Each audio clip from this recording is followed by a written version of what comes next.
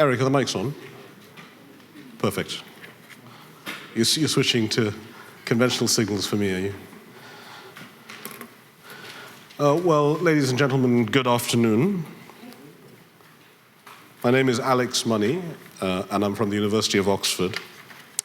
And it's my very great pleasure to welcome you to this session on behalf of UNPRI, Client Earth, and the University of Oxford Sustainable Finance Group.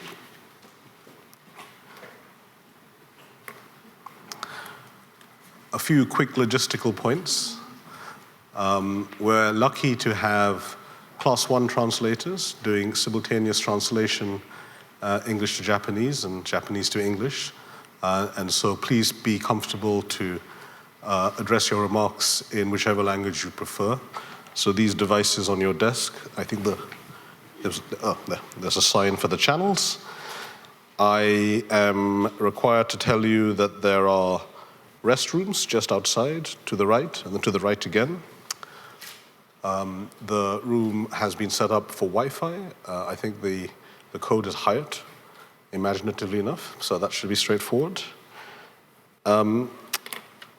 And yes, I think that's probably as much as we need to know for the logistics. So just before I invite the speakers for the first session to come and take their seats, I just wanted to give a little bit of context to this event and actually to the last 3 days. So this is the third of 3 days of events that Oxford's Sustainable Finance Group has been helping convene here in Tokyo. We started on Monday with a set of masterclasses in sustainable finance where we convened policymakers, regulators, and practitioners to essentially have a discussion and some knowledge sharing about current trends and practices in sustainable finance from around the world. For those of you who were not here yesterday, this was an extremely well-attended event hosted by the Transition Plan Task Force, the TPT, and it was a interactive panel discussion bringing, again, some collective sharing of what's emerging as best practice, but also setting out what the likely pathways are going forward. And I understand it was a very energizing and active session. So no pressure on me today. So today, of course, as you know, this is about framing principles and practice in relation to the role of finance and investment in the context of the Sustainable Development Goals. It's a thrill for me to be back in Tokyo. I was a Japanese fund manager, a portfolio investor for many years, a long time ago now, it seems like. And it's a real pleasure to be back in this city. So I have a very good first-hand understanding of how systemically important the Japanese capital markets are to the global financial system. This is one of the deepest capital markets in the world. It has some of the most powerful and well-regulated and well-governed financial institutions. Whatever we hope to see happen in the coming years with regard to transitions to more sustainable pathways, to making progress against the SDGs, to financing the transition to net zero emissions, without question, the capital markets of Japan and this region are going to be critical. No question about that. With that said, I think it's reasonable to say that to date, the capital markets in Japan have possibly been less engaged relative to some of the other markets in some of the active debates and discussions and implementation, particularly around transition finance, the SDGs. And what's very clear to me as somebody who knows a bit about capital markets is that does not reflect any lack of passion ambition, capability, none of those things. I think it's very clear to all who know this market that those characteristics are certainly here in strong force. Our sense is it probably reflects a few other things. This is still a very emerging space. It's early. There is still confusion. There is policy and regulatory, if not confusion, there is still a lack of a very clear direction to some extent. The enabling environment that is very important in mobilizing capital for these purposes is still evolving. And I think it's probably fair to say there is some level of ambiguity and uncertainty about how what's currently happening will end up translating in terms of sustainable allocations of capital over the long term that is consistent with achieving additionality objectives, but also delivering to the owners of these assets the returns that they rightly expect for making that capital available. So it does feel to us, certainly at Oxford, and we spend a lot of time on these issues, as you might imagine, it does feel that this challenge of what we describe as information asymmetry, the fact that different people in different places probably still have quite different understandings, A, of what is going on, and B, of what is needed. And in any one market, there is no consensus. There are different actors in North America, in Europe, in Asia, Australia, who think about these things differently. And so part of what our objective and our mission is in being able to convene these events is to try and help convene actors to engage in the debate, to try to reduce the information asymmetry by a better shared understanding of what different objectives are and how best they can be addressed in the context of those specific market environments. We're going to talk, this session is divided into two parts, and we might think of this first session, which has an excellent set of panelists, which I'm very excited to be introducing in a second. We might think of this first session as a landscaping session to give some context to how different critical actors are thinking about these issues in the context of their own work, their own responsibilities. And so we'll hear some of these perspectives. And that'll be followed by a second session, which is much more about practice and application.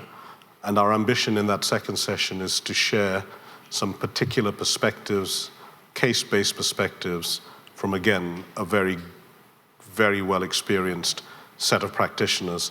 I can't say too much because I'm on that second panel, so I don't know how to describe myself, but a second set of practitioners who I think will be giving a more empirical focus. While it's helpful, of course, to talk and present, there are also debates and discussions to be had, and I think we should try to use this period to try to ask the questions and engage with the issues that remain, like I say, ambiguous or uncertain. To give you just one example of something to think about, I was in New York last week for the UN Water Conference, which convened actors from around the world, policymakers, financiers, investors, entrepreneurs, utilities. I mean, it was a very broad coalition of stakeholders, and the issue of data, the availability of data, the ubiquity of data, the value of data. This was a big theme. But the prevailing narrative that the problem we have to address is the lack of data, that was challenged by many actors in that room as to, data for what? Are we clear about the purpose of data? Is it just a simple thing to ask for and use the fact that data is still not standardized and not as structured as it maybe could be? is that just an excuse for inaction? Or should we be thinking more specifically about what we need and why we need it, and maybe challenging those who demand the data to be clear about what its purpose is? In particular, we look at the trade-offs between standardization, which is what increasingly is being asked for by certain actors in the system. Standardized data that can be compared across assets, across companies, across asset classes, across markets. This push for standardization versus the need for materiality, because materiality is what matters, right? I mean, we are actors in a financial system. The financial system is there to do things, and materiality is a key thing. And so there is a debate, I think, the trade-off between standardization, which is a way of more generically understanding information, and materiality, which is information where it matters and where it counts. And then the third leg of that stool is, of course, regulation. And so we might think about materiality as what matters, disclosure is what's being demanded, and regulation is what's required. And so between those three, and the relationships between those three, there are questions, I think. And we think that's part of what the purpose of convening events like this is to engage with. So I think that's a lot of preamble from me, and you've listened patiently, so thank you. But I think I wanted to landscape that with the room at the outset to really help direct where I hope the discussion can go to as we move from the set remarks to some of the panel discussion. Okay, with all that said, all that remains for me to do now is to introduce the first session and the panelists for that session, which it's my privilege to moderate. And I'd like to invite them, please, to come to the podium and to take their seats.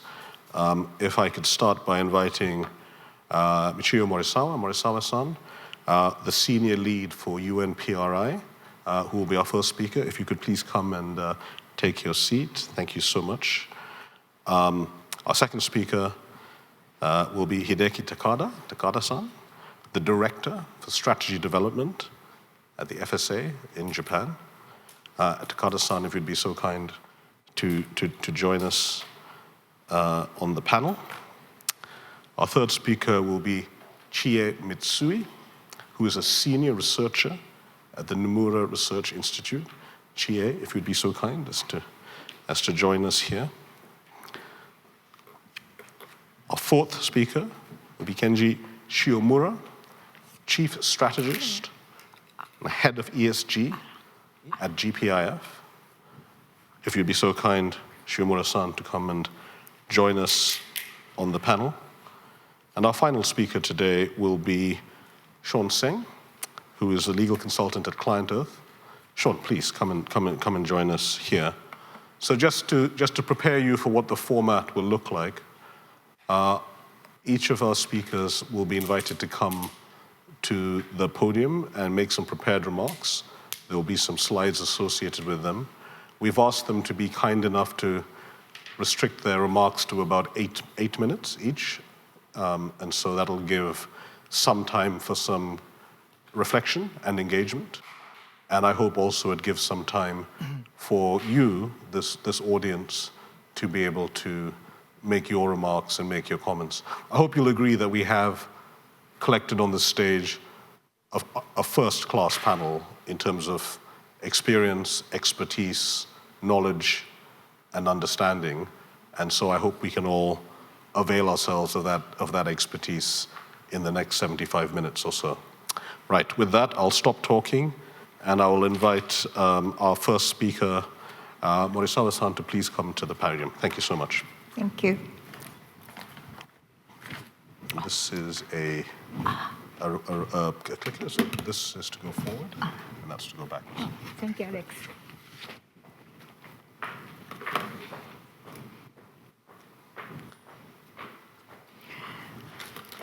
皆様こんにちは。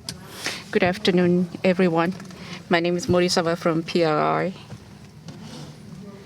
As was introduced by Alex, and about this water conference in New York last week. And in the morning,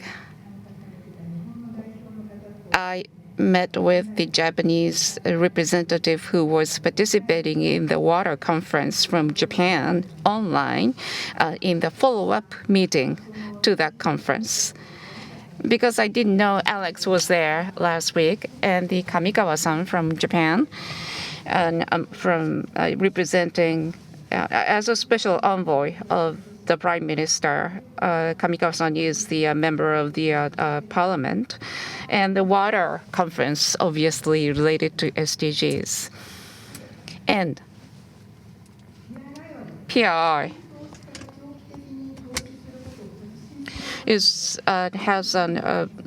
PRI is a framework born in 2016 to promote the institutional investors' investment. And we set out the 10-year blueprint vision in 2016, and there are three major fields. One is the responsible investors. How investors think and act are very important.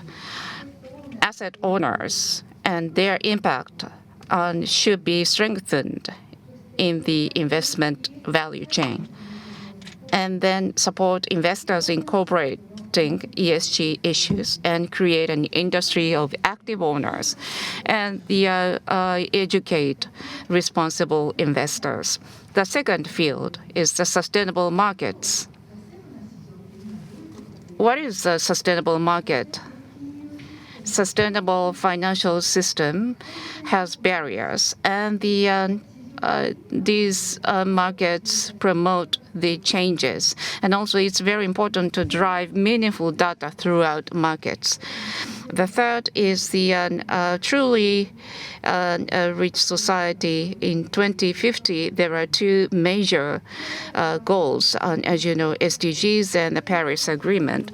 And the PRI thinks it's very important to move towards achieving those two goals. So these are the very important issues that we have to tackle in the next 10 years. And this was set in our 10-year blueprint vision in 2016. And then we set out the strategic map, and there are financial risks and opportunities. And in order to build a bridge between financial risk opportunities and real-world outcomes, we set out these three pillars, that is responsible investors, sustainable markets, and a prosperous world for all. And we have set out the strategies for achieving all those three objectives. And then we have many real-world sustainability outcomes. And just to give you some examples regarding a prosperous world for all, and the PRI collaborate with the financial institutions and investors. And then we have set these measurement framework and the real-world sustainability outcomes and the investment that will drive such outcomes. And we conducted the analysis and provided guidance on that. Many signatories do have the response to climate risks, and through the initiatives, the signatories commit the net zero commitment and implement actions accordingly. As for human rights, promoting the understanding of the investors is very important. And we recommend that the investors use the UN guiding principles and OECD guidelines for multinational enterprises as frameworks. And for investors who are willing to drive SDGs outcomes, we are recommending five-part framework. The investors need to increase positive impact and reduce negative impact, and they have to think about how they can do that. And about the positive impact, of course, there is a heightened expectations of the investors from the government and the general public. And because of the growing urgency for them to act, and now it's becoming standardized actions on the part of the investors. They have to think about the possible outcomes which they did not intended to bring about. And then the investing with SDG outcomes through collective investors that will create even larger results by cooperating with the global players. They will be able to help achieve the SDGs. Acting alone will not be able to achieve that goal.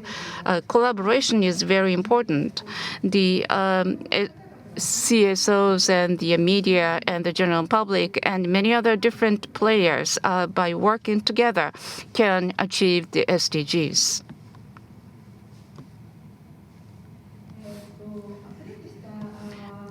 Updated file, I think I sent to the organizers, but it seems that this is an older version, but there is a legal framework for impact.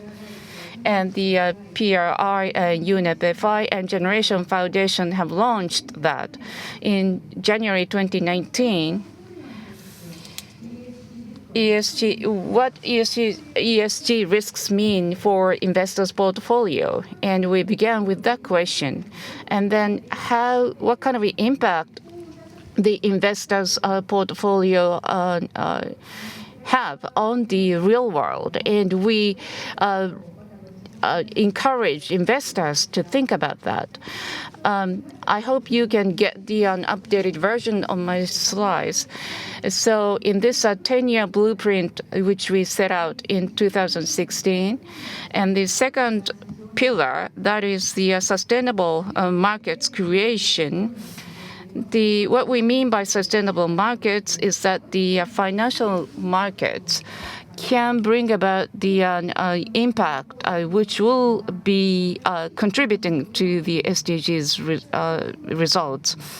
And that sheds a light on the investment objectives.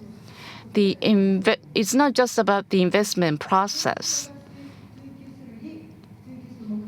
The objectives are sought by investors, what they should be. And in addition to return of the investment, how the investors can achieve their objectives. And then, are there any legal hindrances for the investors to adopt their objectives? For example, investors must think about their investment, whether their investment is in line with the 1.5-degree target, and whether they can incorporate the SDGs outcomes, or whether they should do that.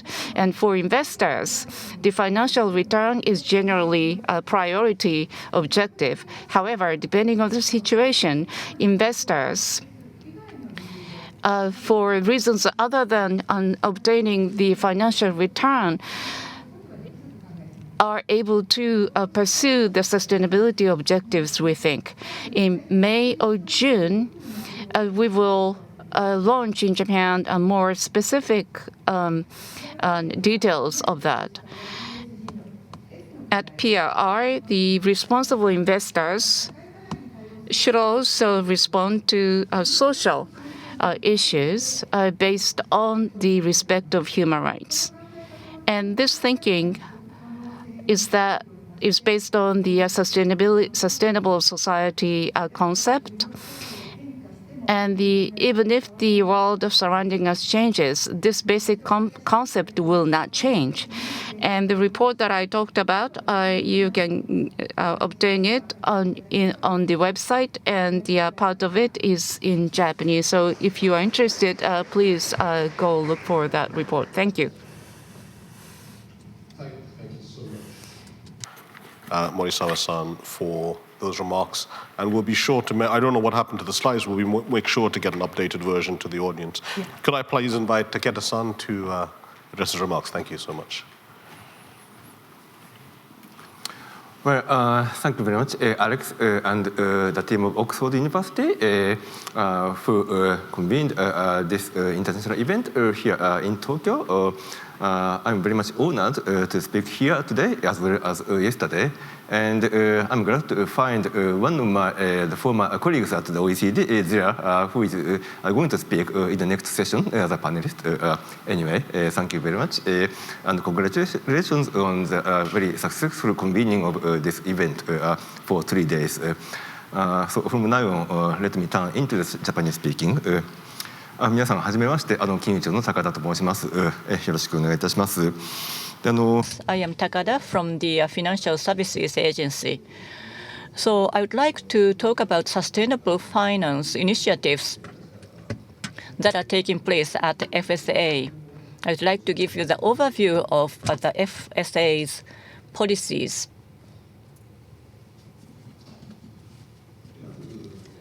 So first, looking back on the disclosure, as you know, TCFD in Japan, in terms of the number of signers of TCFD, we are #1 as a country.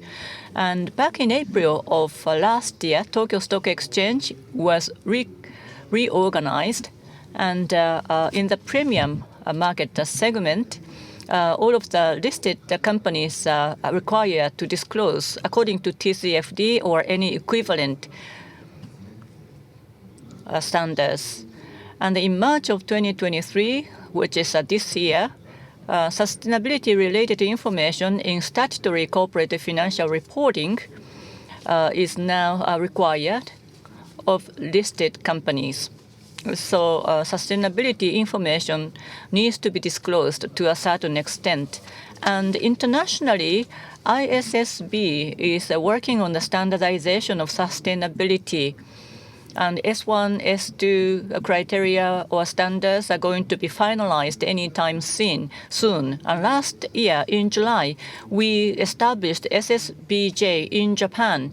And we have been taking part in ISSB discussions in a very active manner since then. And in terms of ESG market, that is expanding across the world and here in Japan. And the space of the expansion here in Japan is quite remarkable. And as ESG markets start expanding, what is being questioned is not just quantity, but also the quality. And we have some initiatives to improve the transparency of ESG markets. One thing is, as the ESG market expands, the institutions which provide evaluation and data are now playing more and more important roles. Therefore, we have published a code of conduct for ESG evaluation and data providers, which I will touch upon later on. And also, we have initiative to improve transparency of ESG investment trusts. So the first point is about ESG evaluation and data providers. There are some issues around them which are listed here.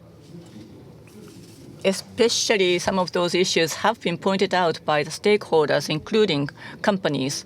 So as for ESG evaluation, standards or criteria or results actually differ across different providers. And what are the standards and criteria of evaluation? That's not very clear. So this is an issue of transparency.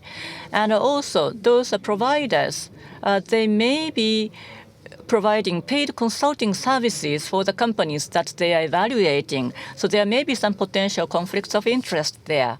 So these are the issues which have been pointed out. And those issues, and this has been pointed out by global reports, so I think these are common issues. And back in February of this last year, to discuss this matter, we started a technical committee at FSA. And last July, this technical committee formulated a report and issued that report. And as for those evaluation and data providers, so we came up with a code of conduct, and the draft version was disclosed to improve the transparency and also the disclosure of the conflicts of interest, responding to the issues which have been pointed out.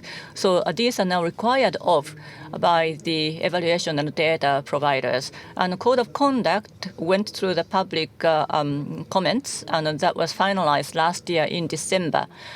And right now, we are urging data providers and evaluation providers to comply with the code of conduct.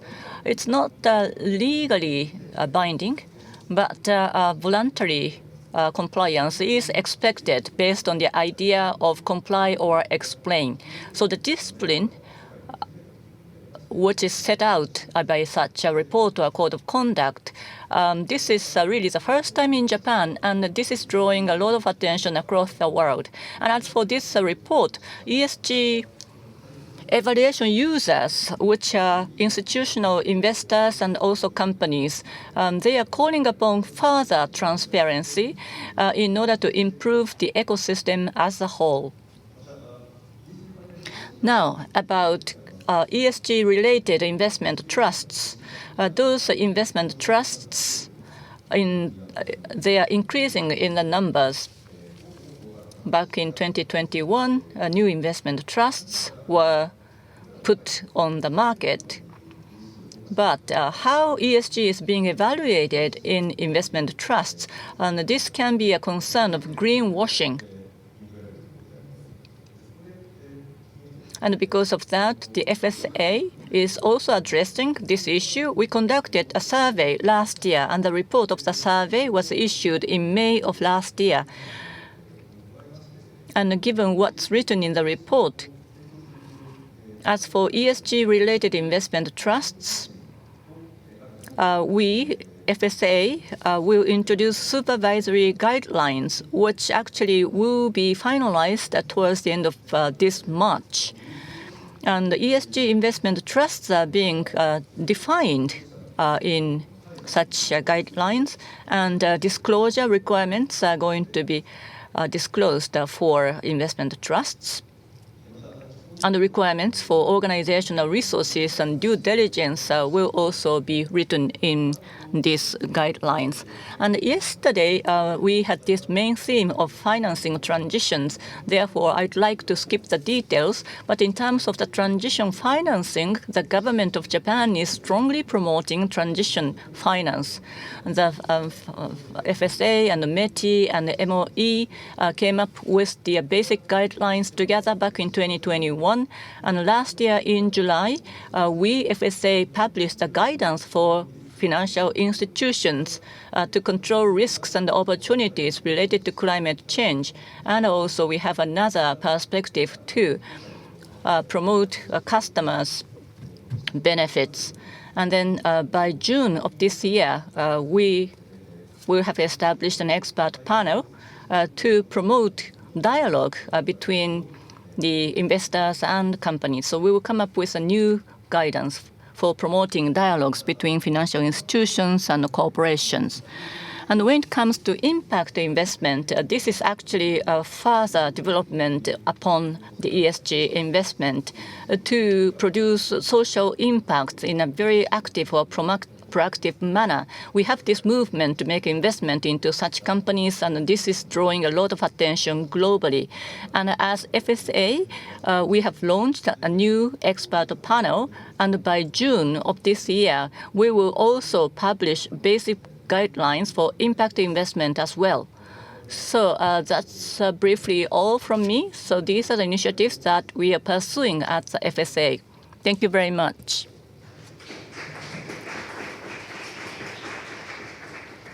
Much, Takeda-san, for bringing us up to speed with the developments at the FSA. Can I invite Chie Mitsui-san to please come to the... Thank you.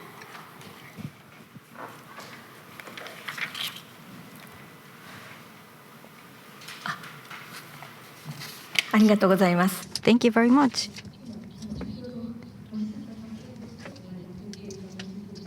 So I just heard Morisawa-san, she lost her slide. So I was just trying to make an investigation of the slide that she was saying, then now I think my slide is okay. And this is Chie Mitsui from the Nomura Research Institute. Thank you so much for giving me this opportunity to speak before you. And this is a clicker, right? So for my side, since I'm a researcher at Nomura Research Institute, I would like to share with you the challenges with the asset management side.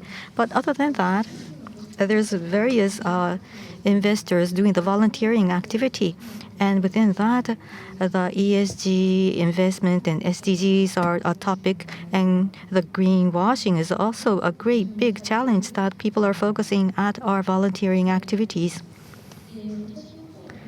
And what I am working on mainly,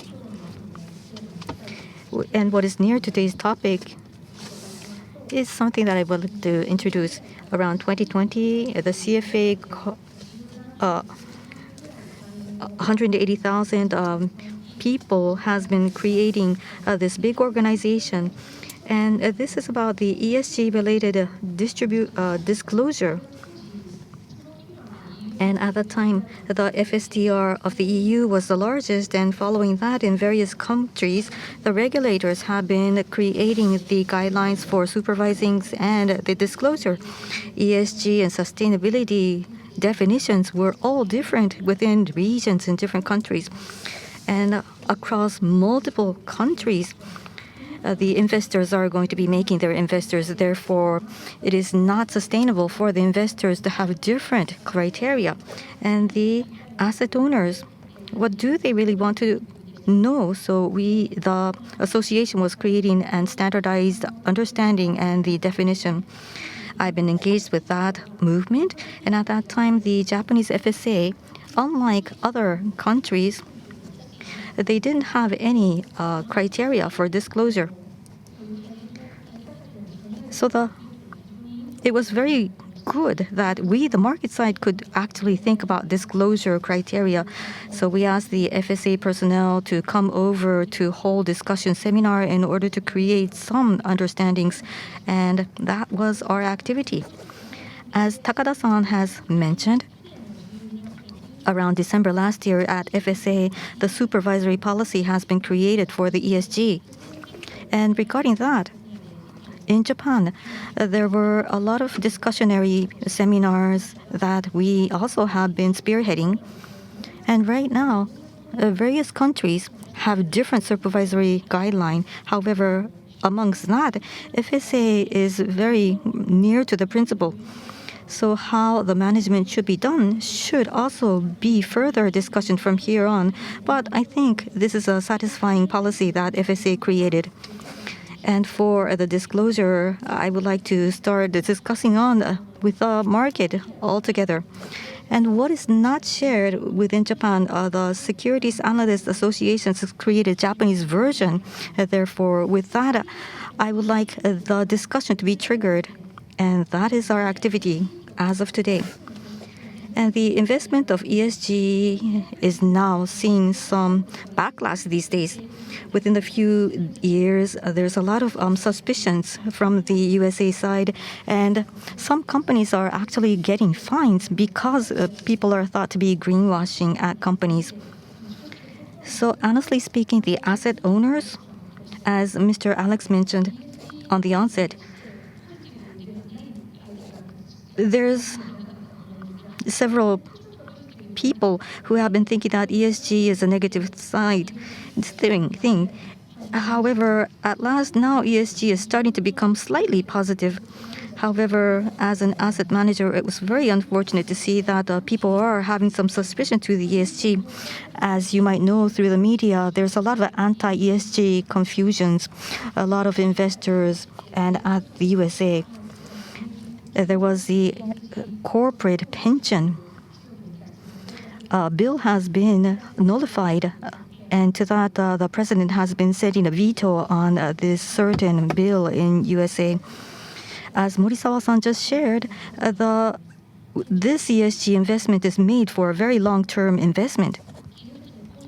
In order to have the higher corporate value, The ESG was one of the indicators to follow up with the corporate whether the corporation will be in higher value within the longer time. However, even if the company has been working on the same ESG, the EU has been having a taxonomy like saying that the gasoline cars are okay and the fossil fuels are some indicators. They just suddenly change. So within that landscape, the regulators are now having different disclosure criteria. Disclosure is okay. However, at US, more than 80% it should be managed, or else you cannot name yourself a ESG. So the older the people are, maybe people were really settled with the news. Looking at the corporate value, we needed ESG, but then now there were several or some people starting to think that ESG is just about climate change. And all these movements, at last, the asset owners has been having the interest because of the great big focus of the asset managers. However, now they might be starting to become confused and leave the ESG. As the news says, the ESG fund is now decreasing, is what here on the media. The ETF, the outflow is actually happening. That is what the article is saying right now. And as Takada-san mentioned, Takada-san just said that the investment trust is increasing. However, this year, the asset in the total is decreasing, meaning that the end user is now leaving the ESG investment, and that is a big concern. So within various investors meeting, we've been discussing on this in Japanese front. So ESG, SDGs, what or how should we work on in order to make an investment? And one member said this, especially for the SDGs investment, there's various investors as an actor, and the asset managers are very much in layers, and in the very last front, this is going to be the beneficiaries or the end users who are buying the investment trust. And we always have to have them in mind, especially for the investment for the SDGs. We must think about the ideal status of the world, and with that, the asset managers will be luring people to invest in certain area because this company is going to be contributing to the real ideal world. But then the gas could be green, or else ESG is not good. Even if that kind of a critic comes out, people will not be swayed anymore. However, actually, how much is ESG or SDG spoken at the investment front? And I don't think many of the investors really have the chance to understand and hear about the SDGs or the ESG, and whether or not GPIF is really listening to the voices of the users or not, we don't know. However, the greenwashing could be really sea change when these larger organization is focusing and listening to the users. And for the corporate pension, DC is increasing. And introducing DCs, there must be an education or training for the pensioners to understand what it is all about. And in that training or education, people must be understanding and be trained about what ESG and SDGs are. And in FSA is also focusing on that for the investigation. However, the contents for the ESG and SDGs are lacking in Japan right now in the longer phase. We have to be focused on the education training for the next generation. And today, Mr. Alex comes from Oxford University. Therefore, I think universities, with working with the Oxford University, they must also educate the younger generations too. And we need much more places where the beneficiaries, the end users, will be able to discuss about money and ESG and SDGs. But today, having this event, I think it will be leading to some good front. Therefore, I'm very happy to be speaking before you. Thank you so much indeed. Thank you so much, Chair Ms. Wee-san. Can I please invite Kaiji Shimura from the GPIF to make his remarks? Thank you.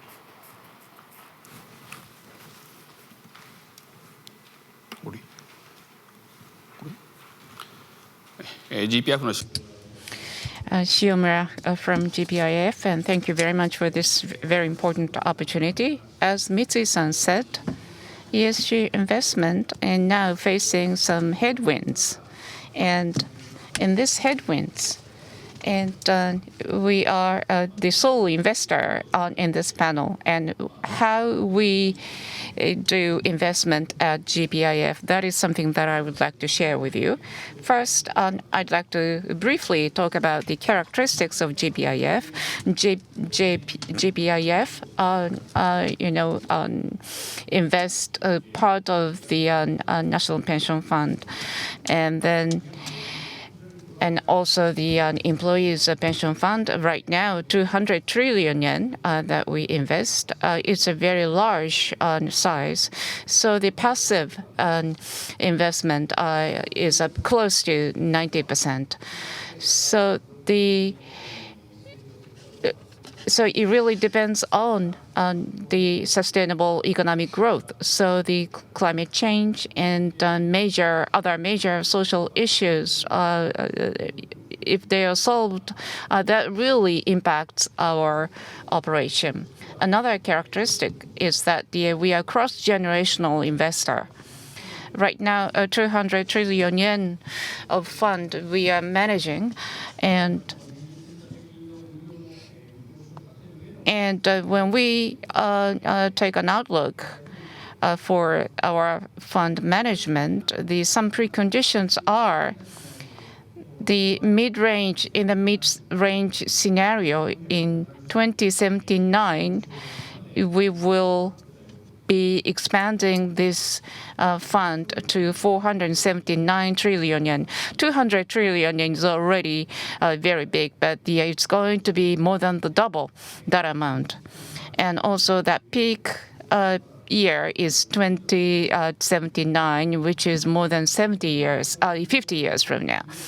So our mission is to enlarge and expand this fund, and so of course 2030 SDGs and 2050 net zero commitments are something that we have to take into account, of course, because we are a cross-generational investor and also the universal owner. So we put a lot of focus on the ESG investment. And as for our investment principles, and especially this fourth point, we have a very clear principle. We believe that sustainable growth of investee companies and the capital market as a whole are vital in enhancing long-term investment returns.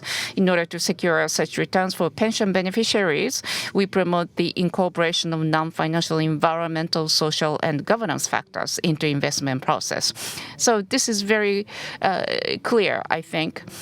So the sustainable growth of investee companies and the capital market as a whole are very vital. And for that purpose, we need to take into account the ESG issues. So it's rather conservative, as from the perspective of the European fund managers. However, the National Pension Fund is the basis of our fund for management, and the size is very big, 200 trillion yen. So we have to manage this fund so that we can bring about the benefits to our beneficiaries. And as for the size of this 200 trillion yen, for example, the powers that be from time to time may be enticed to use that fund for their own political purposes. But that has to be excluded, and that is set out in the law. And then we call it the not allowed to consider issues except for those that benefit the pension beneficiaries. The economic benefits of the pension beneficiaries are the sole purposes for us to manage the fund, and we should not use that for other policy achievement purposes. So in this context, impact investing, we cannot do it. Of course, we say solely for the pension beneficiaries. So we cannot think about the economic benefits. Therefore, that means that we cannot engage in impact investing. And also, GPIF is prohibited to select individual stocks.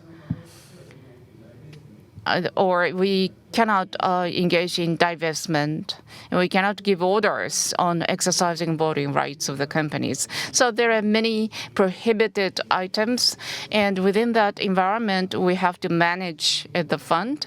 And the major activities in this kind of environment is the passive investment. And within these regulatory regulations, but we are still able to choose the quality of our investment. So we have adopted 8 indices, ESG, SDGs, and then as of March last year, the amount of the investment amount is 12.1 trillion yen. And then also this one also has increased to 1.6 trillion yen here. And so as for the SDGs, which is a theme of our meeting today, let me share with you our thinking. SDGs are objectives. So our mission, which is solely for the purpose of the benefits of the pension beneficiaries, of course, the SDGs cannot be our direct objectives. However, through our ESG investment and the companies and the businesses or investee companies can also contribute significantly to SDGs. So through that, we can contribute to SDGs. And the ESG-related investment, ESG investment related to SDGs, what is important is the investment returns is an excess return that is a positive one, but more than that, to contribute to increase the market sustainability, that is our primary focus, and that is a very important point, and that is why we are going to conduct the verification of the effectiveness of ESG stewardship activities, closely working with the academia and other entities. Today's meeting is co-organized by the Oxford University, and I hope that we'll be able to collaborate on this and get your help in the near future. So the market sustainability, how we can measure it, that means how we can measure the impact. That would be very important for us and other investors going forward. That's it from me. Thank you very much. Thank you so much, Shiomura-san, for those remarks. And just to finally round out these prepared remarks, could I invite Sean Singh from Client Earth to please join the podium. Thank you. All right, thank you. And I assume the green one is to press forward. Okay, thank you. Great to be here. My name is Sean Singh, and I'm from Client Earth, one of the organizers of today's event. So thank you very much for being here. I'm here to talk about the role of law and integrating that into investment. And how that the role of law in integrating SDGs into investment. And given that I am the last one here, I face the unenviable task of trying to keep your attention. And so I'll try to keep this streamlined and focused. And for those purposes, I'm going to just spotlight on climate change. It's not only because that's within my wheelhouse, but it's also because if you can look at the SDGs up on the screen, you'll see how cross-cutting climate change really is. It touches upon at least 12 of these SDGs directly or indirectly. And you can see even those which I haven't circled. You can imagine that there's some arguments these days as to why climate change may touch on those issues as well. So what is the role of law in integrating SDGs or climate change issues into investment?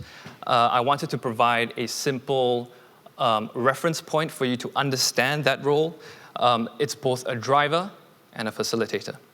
Now, these are not hardline categories. They're not mutually exclusive, but they will help to conceptualize in your minds the role that law can play as I go through the three legal developments over the next few slides.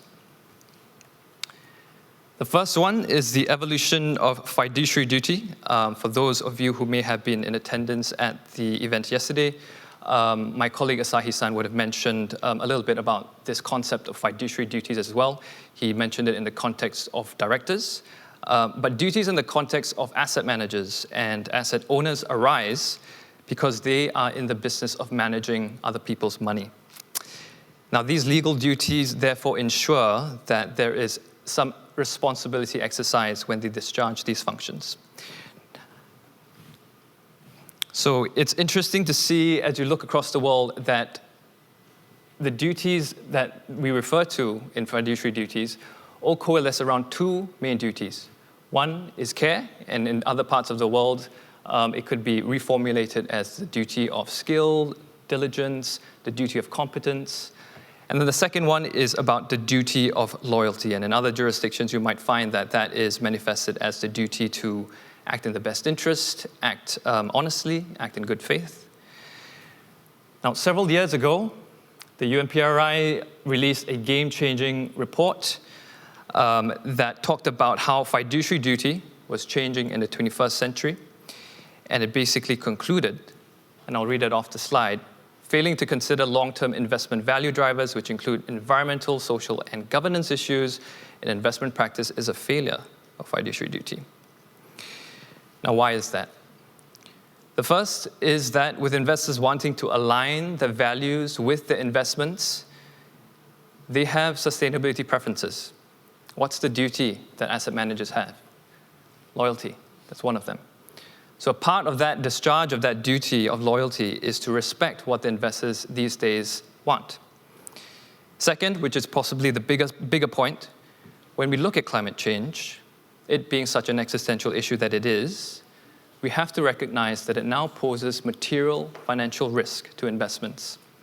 So you can call it physical transition or liability risk, as we like to categorize them, but all of them lead to material financial risk for investments.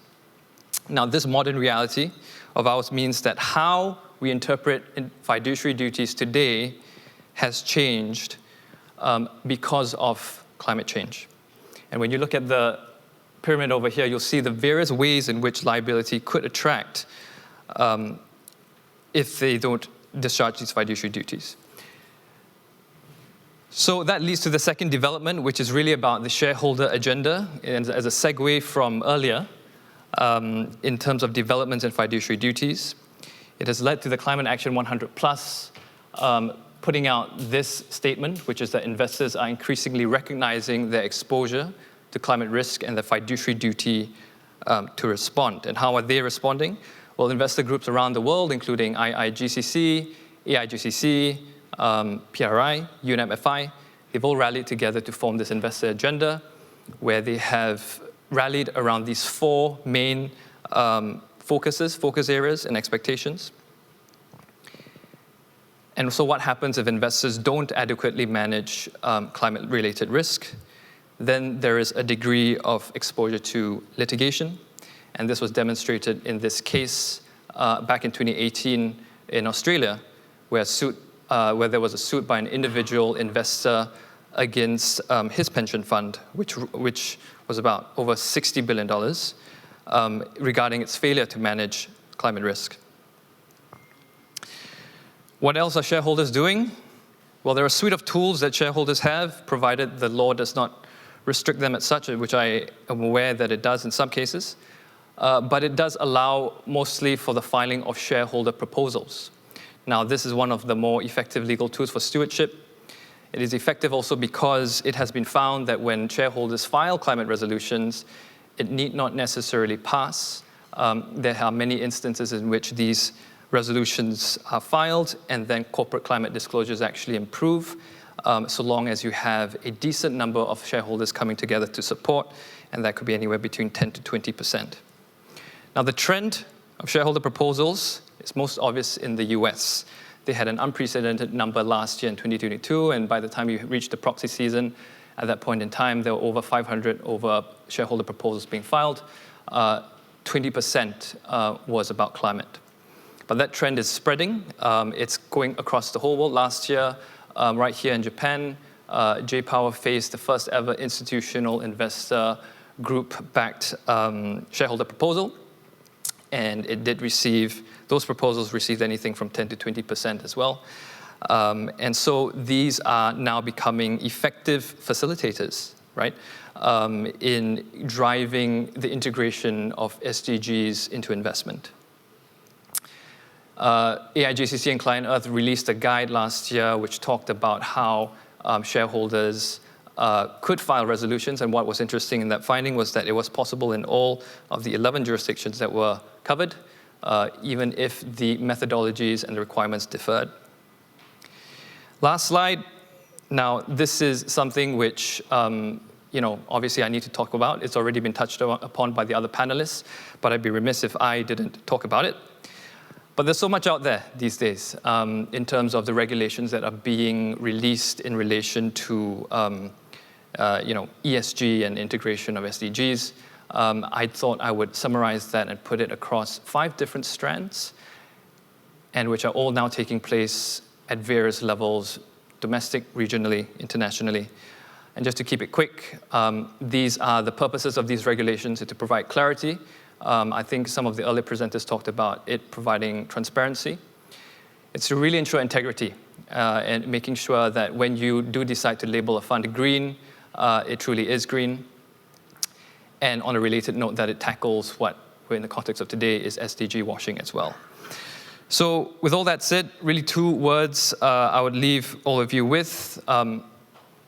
Be alive to these drivers. They're going to happen whether we like it or not. Whether it is the evolution of fiduciary duties that has been examined by certain thought leaders as the one thing that will evolve the quickest over the next 10 years and that will drive change. The next one is to actually be aware of these tools, be aware of the facilitators of what's happening in this space. Be aware that there are those tools of shareholder proposals, for example. If you yourself were looking to accelerate change and integrate SDGs into your investments, these are possibilities for you to consider as well. So with that, I conclude, and thank you very much.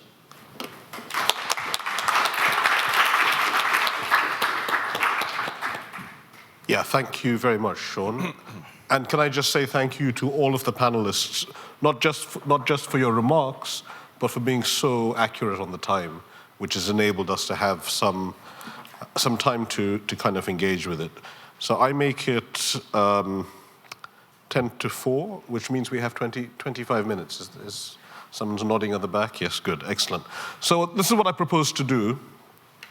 Normally what happens is the moderator starts giving prepared questions and all of that. We will, if need be, do that. But I thought what we might start with is turn to the audience, turn to you, and see whether at this outset there are some questions or comments or clarifying remarks that you'd like to make or you'd like to hear. So I'm going to ask you to do that in a second. After that, I'm actually going to ask my panelists, based on they've sat and engaged with these different presentations, if there's anything from the remarks that have been made by others that you at the outset would just like to either comment upon or reflect upon yourselves. I think that would be a very valuable insight. And then after that, I of course can ask some questions to help shape things along. So that's the sequence. And then if after all that we still have time, I can come back to the audience again.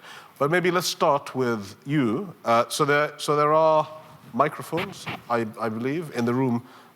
as I say, this event is being translated simultaneously, as you know. So if you could raise your hand if you have something you'd like to say, but then please just kindly wait until the microphone has come to you. And for the purposes of our recording, it would be very helpful if you could introduce yourself by your name and your affiliation. Right, that's lots of admin for you.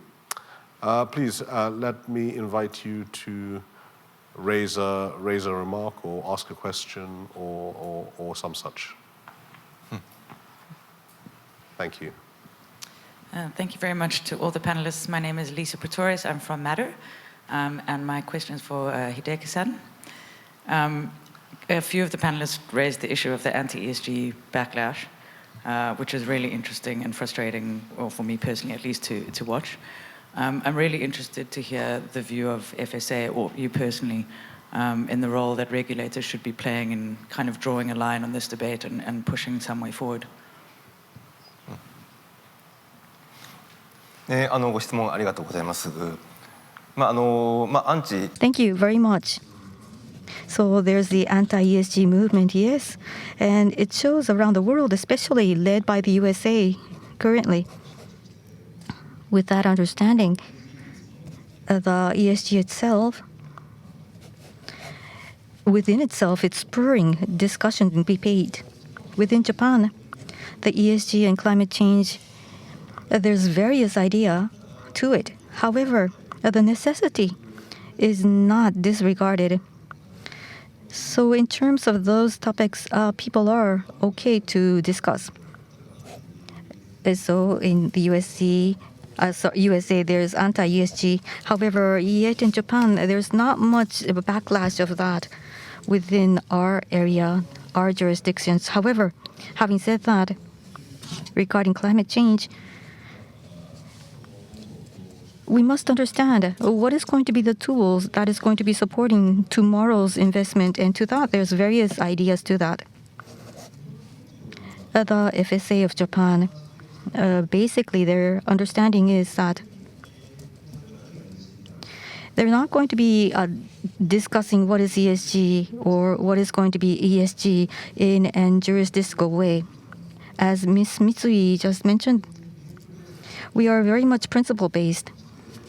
So that is our attitude. However, a certain guideline or a wide framework is discussed and shown to the public from the FSA, and especially the investors ultimately should be able to make a judgment what is sustainable. So the disclosure of the information, what it is needed for the decision for the investors, that is going to be supported by the FSA and the authorities. So we think this is very needed. The ESG is one of people's making decisions. For instance, in Europe, there's Ukraine war going on. And after that, maybe we might have to think about some adjustment and whether or not the world is going to be using or needing the nuclear power or not. We also might have to be making some adjustment and thinking of that. So what we have as an ESG is not necessarily universal around the world, and it could be variable within certain locality. Therefore, there's not going to be a one big criteria, a uniform criteria, but then by indicating the big broad way, we would like to support the flexibility of each and individual investors, and I think that is the way that is going forward for some time. Comprehensive answer. I return to the floor and invite any further remarks or questions.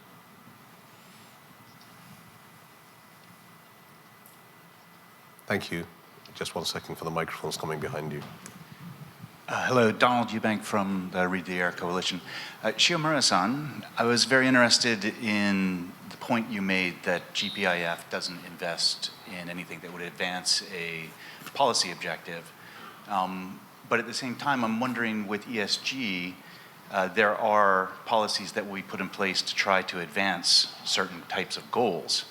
For example, the Abe administration was broadly using womanomics to set targets for gender and diversity issues. And then on the next slide, you had thematic investments that you had made around gender.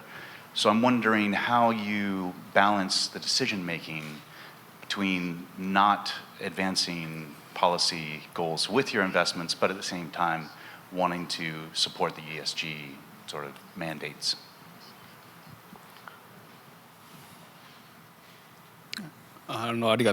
Thank you very much for the question.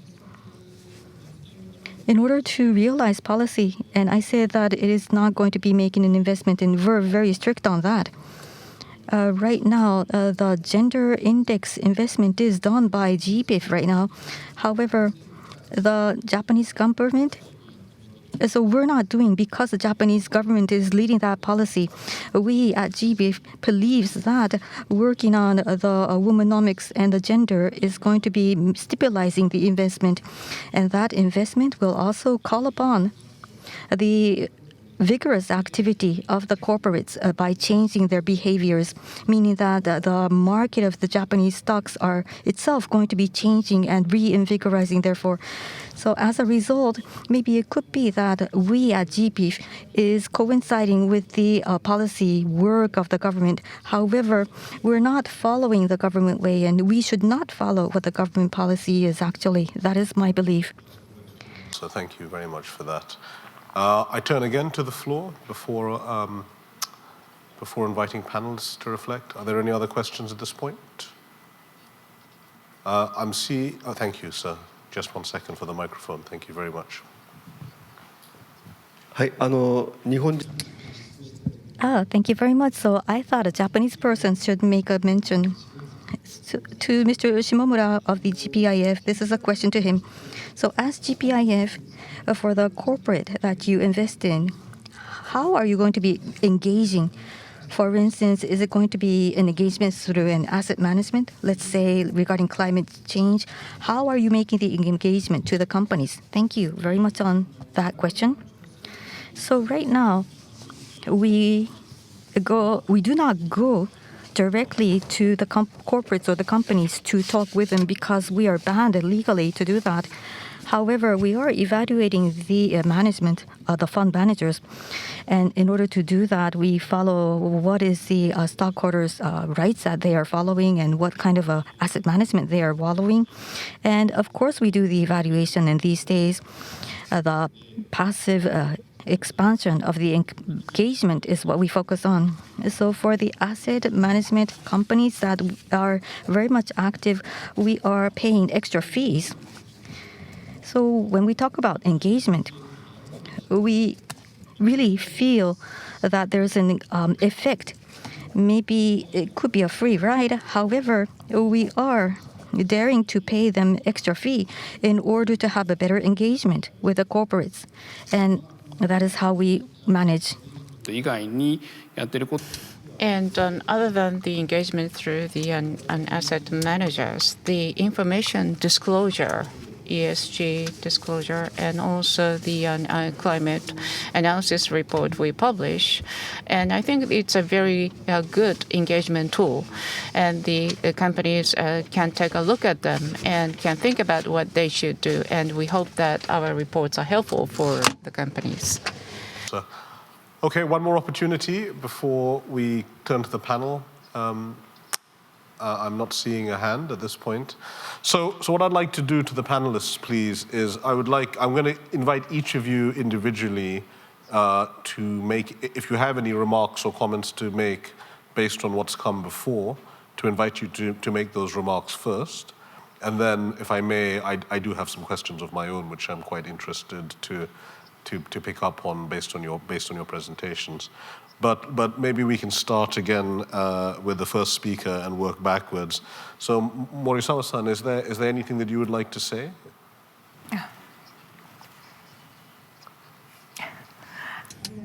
Thank you very much. And here, I share this podium with others, and the GPIF has become a signatory of PRI. And And that was when the SDGs were adopted by the UN in September 2015. So 7 years have already passed since then. How the SDGs are being implemented in the world. And Japan, here in Japan, the investors have taken on board in such efforts to implement SDGs. And the GBIF has become the signatory of PRI. And then Prime Minister Abe announced that in the UN General Assembly. And after that, because we have had COVID-19, but there's a little bit of the stagnation in Japan. And how we can change that is something that I have been thinking about on this podium. And Sean said the shareholder proposals, of course, we are seeing them in Japan, but not as many as in other countries. So if the investors can become more active in submitting proposals, because that is part of the engagement activities. But it seems that that kind of activity is not really going on in Japan. And I think Japan should be more active on that front. For reflections, thank you very much. Takada-san, is there some remarks that you would like to make? Thank you. Basically, I fully agree with what the other panelists said. But having said that, I'd like to point two things. First, Mitsui-san said in her presentation that, and of course, and it's very important to prevent the greenwashing. But if we are too stringent, then it might give the impression that the ESG is something bad, and the people will, go away from the ESG. And there is such a concern, she said. And at FSA, we have the supervisory guidelines on greenwashing, and it's not that the FSA intends to, shrink the ESG investment market. It's rather the opposite. We'd like to create an environment where the investors can feel assured in making investments in the ESG field. But as Mitsui-san said, in May last year, we launched a report on ESG investment, and since then, there has been a significant reduction of the new ESG investments, and that is true. That is, of course, the industries wanted to wait and see and watch move, but this supervisory guidelines have been created with a lot of consultations with the industry. It's going to be finalized pretty soon. And we have incorporated the concerns from the industry. But then we indicated the disciplines that we think are necessary, and the voluntary efforts we expect from the industry so that they will increase transparency. Another point that I'd like to make is the Shiomura-san's presentations, which was very interesting to me too. And there, of course, there are different restrictions on GBIF in their investment. As for the impact investment, he said that they are not allowed to do that. But the FSI is now considering in our council about this impact investment. And of course, pursuing the investment return is, of course, the primary objective. But people have different views about the impact on investment. So what impact investment is the point that we have to start our discussion with. And what we'd like to do is that the pursuit of impact on investment and the investment returns are not in a trade-off situation. Rather, if you pursue the impact investment, then you will also be able to increase your return. So it's a trade-on relations. So, but there may be some time lag between the two. So, in the medium term and long term, of course, the pursuing the both investment objectives can be achieved. And if such a concept becomes very clear to everyone, and I think the GBIF also considers making impact investment. I'm not thinking about the trillions of yen that could end up going to impact investment in the medium term, but your point on additionality, returns plus something beyond is very well made. So thank you for making that point to the audience.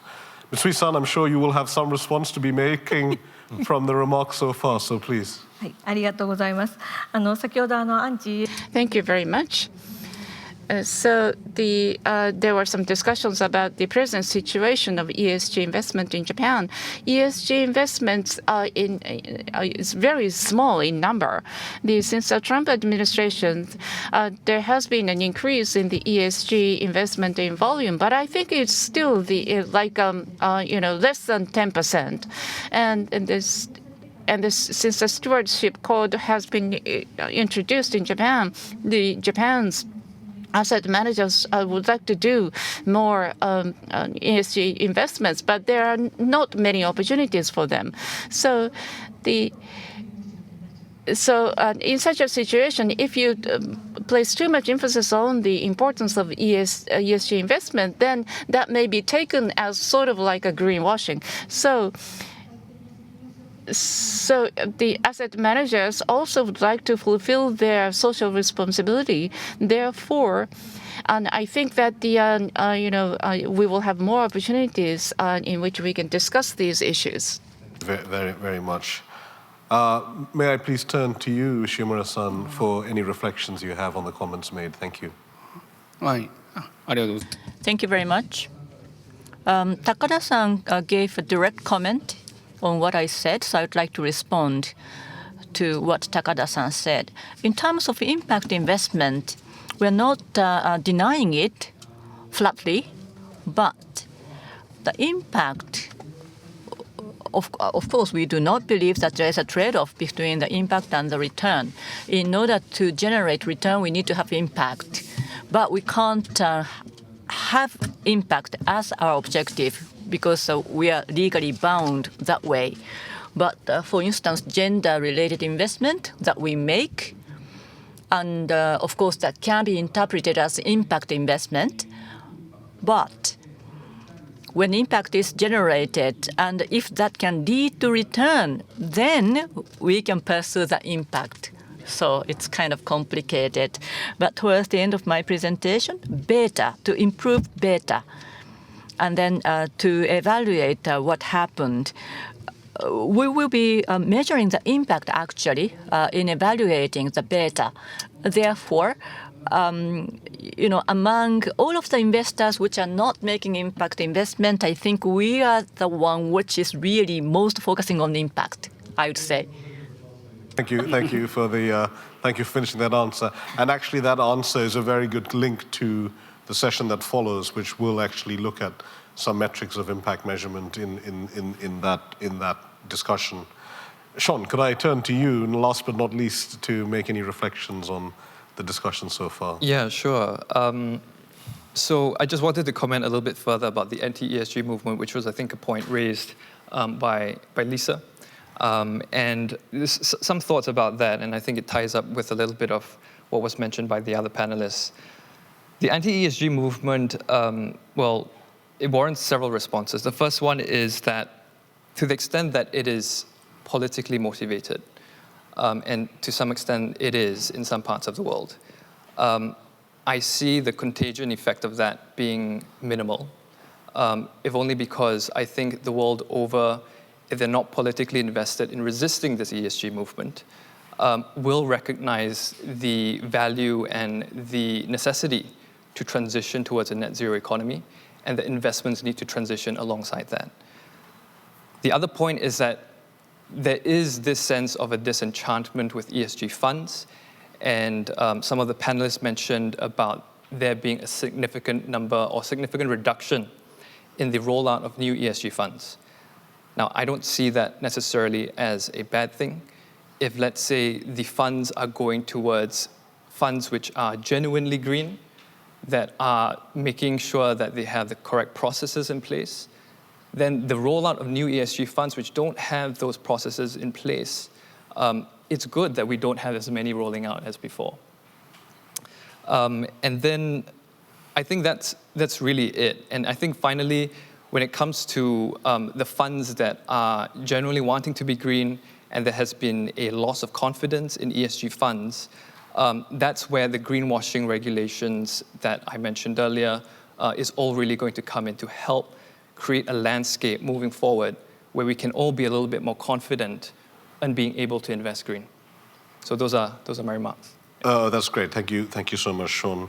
We're actually getting pretty close to the end of time, so this has been a well-timed session by the organizers. I'm going to use my prerogative as the chair just to make two quick observations that are a bit new to me, actually. I come from the world of event-driven hedge funds, long-short equity, and so forth, and so to have somebody on a panel who's representing an institution that takes a 100-year investment time horizon has really got me thinking. It's a remarkable fiduciary responsibility, frankly. It's almost a unique fiduciary responsibility, not only for the length of time, but for the quantum of investment that GPIF represents. And I wonder that given how much we know about issues in relation both to sustainable development, but also climate change more broadly, the fact that you have this fiduciary responsibility that expands over multiple generations, to what extent that makes you a very different and powerful voice from the investment community in thinking about these issues. And that, not for an answer necessarily, but just a reflection that has made me think about something that I had not thought about before. So thank you for giving us that insight. And I also had a comment for Mitsui-san about this very interesting point with regard to education and education of the young. And as you point out, this is my day job. And I must say, I was listening very carefully to your remarks, because in my teaching experience, actually the relationship is almost the opposite to my educating them about the future. We come from the generation that didn't do a great job with resource management or these sorts of things. And I find we have a very capable student body, a young student body, and they are actually doing a lot more educating of us in terms of how we should be thinking about these obligations and responsibilities and how we should be conducting our own affairs. And actually that leaves me much more optimistic. I think if they were relying on me to tell them what to do, I'm not sure that's the right outcome. So I think in many ways there's an endogenous movement with regard to ESG that will be driven by the generation below. And I imagine that if that is true in Oxford, I'm sure it is true in Kyoto and Tokyo and Singapore and in all these great centers of the world where we have the youth who will be global leaders. And so I think that's hopefully an optimistic note to end on. So can I just, before I invite you to show our appreciation to the users, the housekeeping is we have a short, I think, 15-minute break now.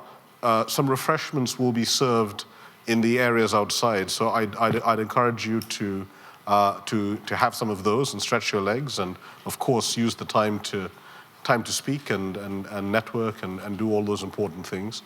Following the session after this, I should have mentioned, and I did not, that we have a drinks reception. Again, which will be outside in the atrium. And if you are able to spare a bit of time to have a drink and to have a conversation, it would of course be our pleasure to see you there. But with that, can I please invite you to, I hope, acknowledge that this was a really open and constructive session by our panelists, and please join me in thanking them in the usual way. Thank you.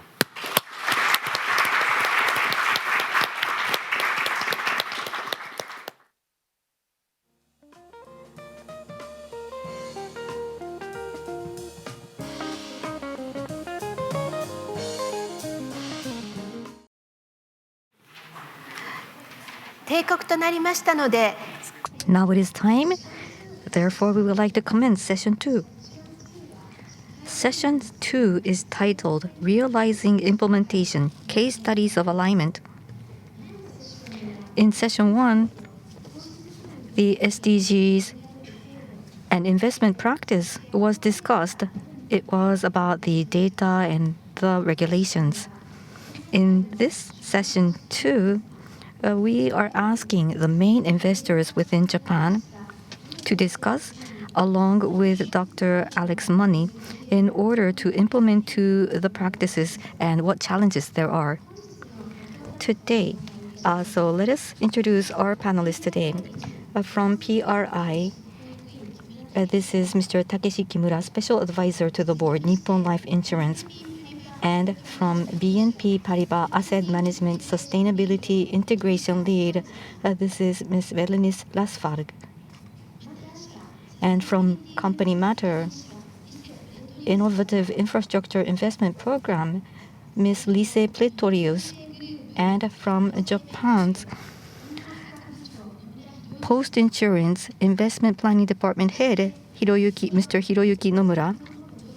And from Oxford Sustainable Finance Group, Innovative Infrastructure Investment Director, Dr. Alex Money is here with us today.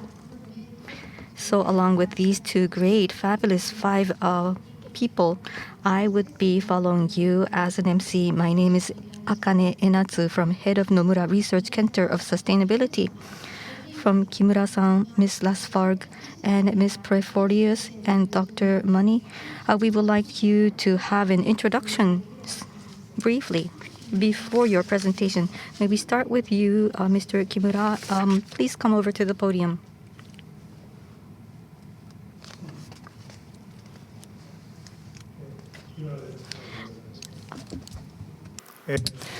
As introduced, I'm Kimura, and then Nippon Life Insurance. When staff members are invited to official events, then we are required to put an SDGs badge on our clothes. But from one time, I no longer do that.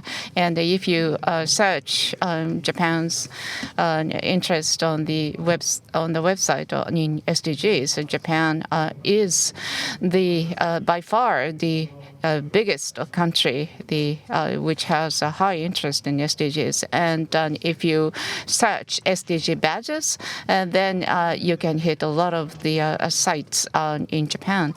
And then when there was a transition finance conference in Japan, Japan was told that Japan starts not with why, but the how. I mean, in terms of the formality.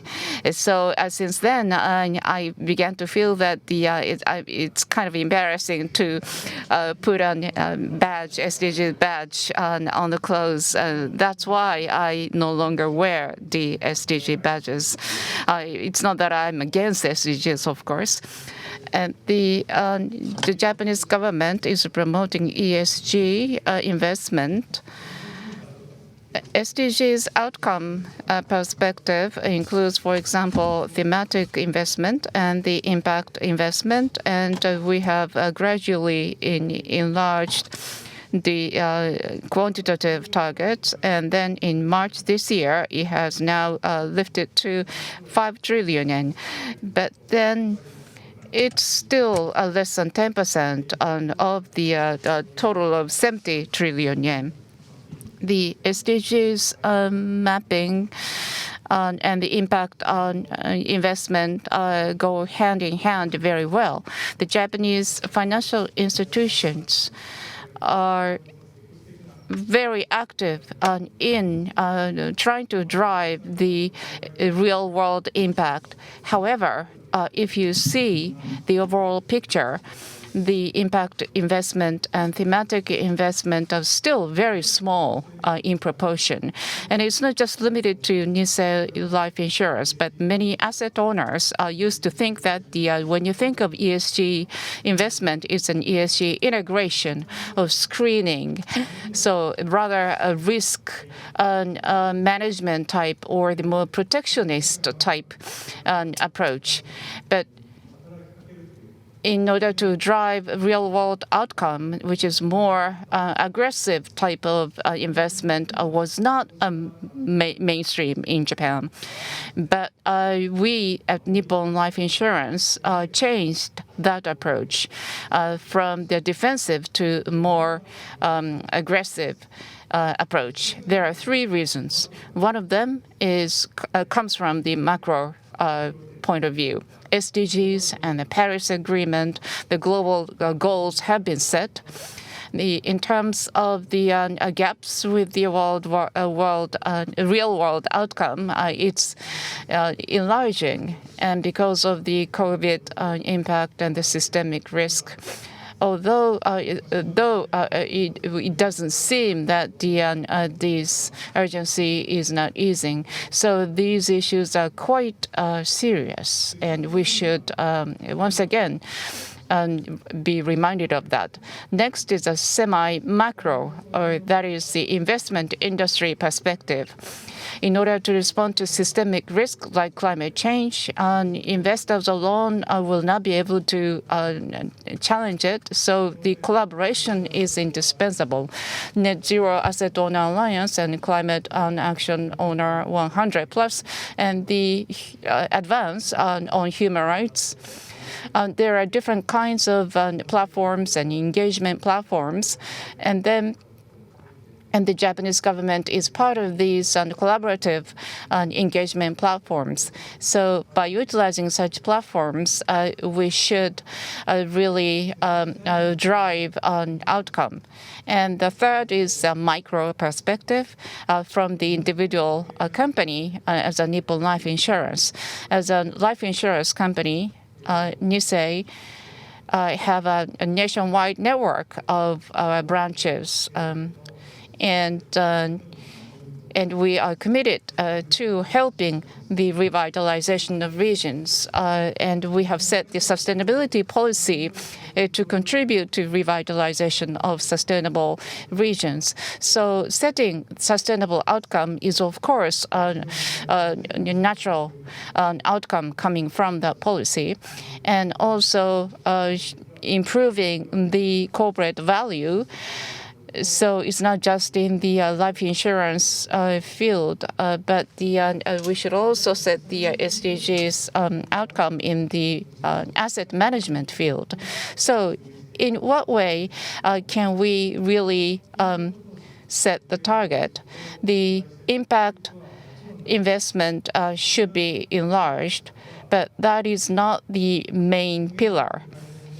To improve engagement, would be something that we put more focus on. So we introduce a milestone management, and we prioritize outcome of the companies. In the engagement with the investee companies, and we identify the material issues and identify outcomes, and then after that, so observe what kind of actions the investee companies are taking, and if we see that there is no outcome coming out of that, and then we will take actions through our voting rights as shareholder, and also we will improve the disclosure of information. As an asset owner, we have different kinds of assets in our portfolio, including equities and the private equities, and also listed companies and so forth. So, of course, it's important to deepen our understanding of each asset. But at the same time, we should take a cross-asset type of approach so that we can focus more on the engagement with companies. As an investor, through this engagement, we should not only aim at generating a positive impact, but reducing negative impact. The impact investment solely focusing on some small number of prime companies will not be enough, and we should also approach the other companies so that we can reduce the negative impact. On the other hand, in dialogue with companies, although we put emphasis on the outcome, but the same approach cannot be applied to all companies at once. And we need the measurement, and we also face the data gap issue, especially for SMEs. This data gap issue is a very important issue. But through dialogue with companies, we tenaciously approach the companies for more better disclosure, and the measuring the data gap and the greenhouse gas emissions in the area of the environment. That is, of course, something that we should do. But also in the human rights field, we should respond. It's an urgent issue. And once the companies are found to be engaged in some human rights problems, companies are reluctant to honestly talk about the situation to investors. But through response by investors, the companies are encouraged to talk more honestly about the problems they have. So in the dialogues with companies, when we focus on outcome, of course, the data is very important and it's an urgent issue, but it doesn't mean that we should wait until we get the perfect data set. If so, then we'll not be able to really invest for impact investment. So it's not that we just wait until the system becomes perfect, but we should rather launch the system, and then while running the system, we should try to fix the bugs. And I think that's a better approach in terms of the ESG investment. That's it. Thank you very much. Thank you very much. よろしくお願いいたします。 Now, Sarg-san, please.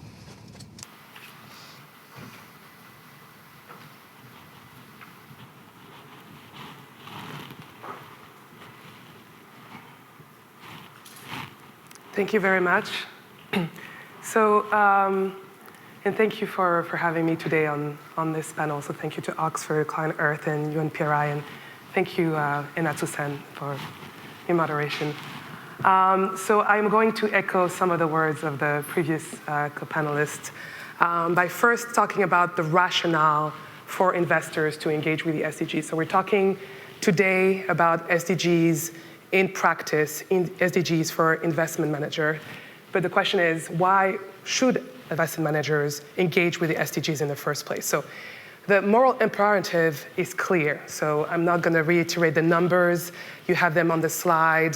The OECD estimates, I mean, we're all aware, an annual funding gap of 3.7 trillion by 2030 for the SDGs. We know that COVID-19 pandemic has widened this gap, has hindered progress. We know that progress is uneven. That's one thing. We also know that the 2030 agenda calls for the participation of the private sector in achieving the SDGs. But if we flip the script and ask ourselves, why as asset manager we should engage with the SDGs, it's because it leads to risks and opportunities that we can't ignore as fiduciaries. And as fiduciaries, our role is to take into account all risks and opportunities to make better informed investment decisions that we can. So what are those risks and opportunities? So for universal owners, such as, for example, in the previous panel, or large asset managers, large asset owner, Their highly diversified portfolios are so big that basically they're representative of the global capital markets, meaning that their returns as a whole are dependent on the continued health of the capital markets. Therefore, systemic issues such as the SDGs or impact issues are an unavoidable consideration for big asset managers, asset owners, what we call universal owners. Failure or success to achieve the SDGs will impact their ability to generate long-term sustainable returns for their clients. So the first reason is that there's huge macro risks and opportunities related to the SDGs. And if we think about traditional investment tools, such as if you think about the modern portfolio theory and mean variance optimization, it is most effective for idiosyncratic risk. Systemic risk is, in a way, unhedgeable, right? It's not, you cannot diversify it. But at the same time, we also know that 75 to 94% of a portfolio's return is linked to the systemic risk. So in a way, the tools that we have, which are mean variance optimization, work well on diversification, work well on idiosyncratic risk, but systemic risk in the long term are what's driving the returns of portfolios. So that's a macro picture. If we look at the micro picture, there's obviously risks and opportunities if we look at specific securities and specific stocks. Obviously, that will be more or less well-positioned when it comes to the SDGs. We know that there are opportunities with acting on the SDGs. We know that companies are well-positioned, will probably often will attract higher valuations and probably will be able to attract more investments.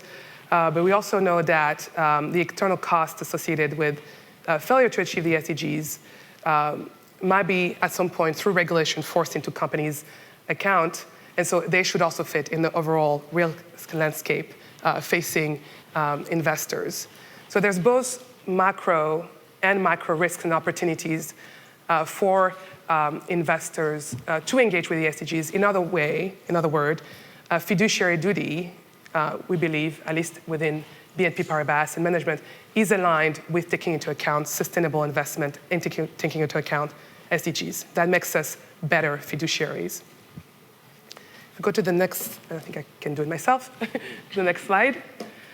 So once we said there is important to take into account the SDGs, this, I would say, house is built, the underpinning is data, right? We need to understand and have a concept of what are issuers or securities that are contributing or that are aligned or misaligned with the SDGs, right?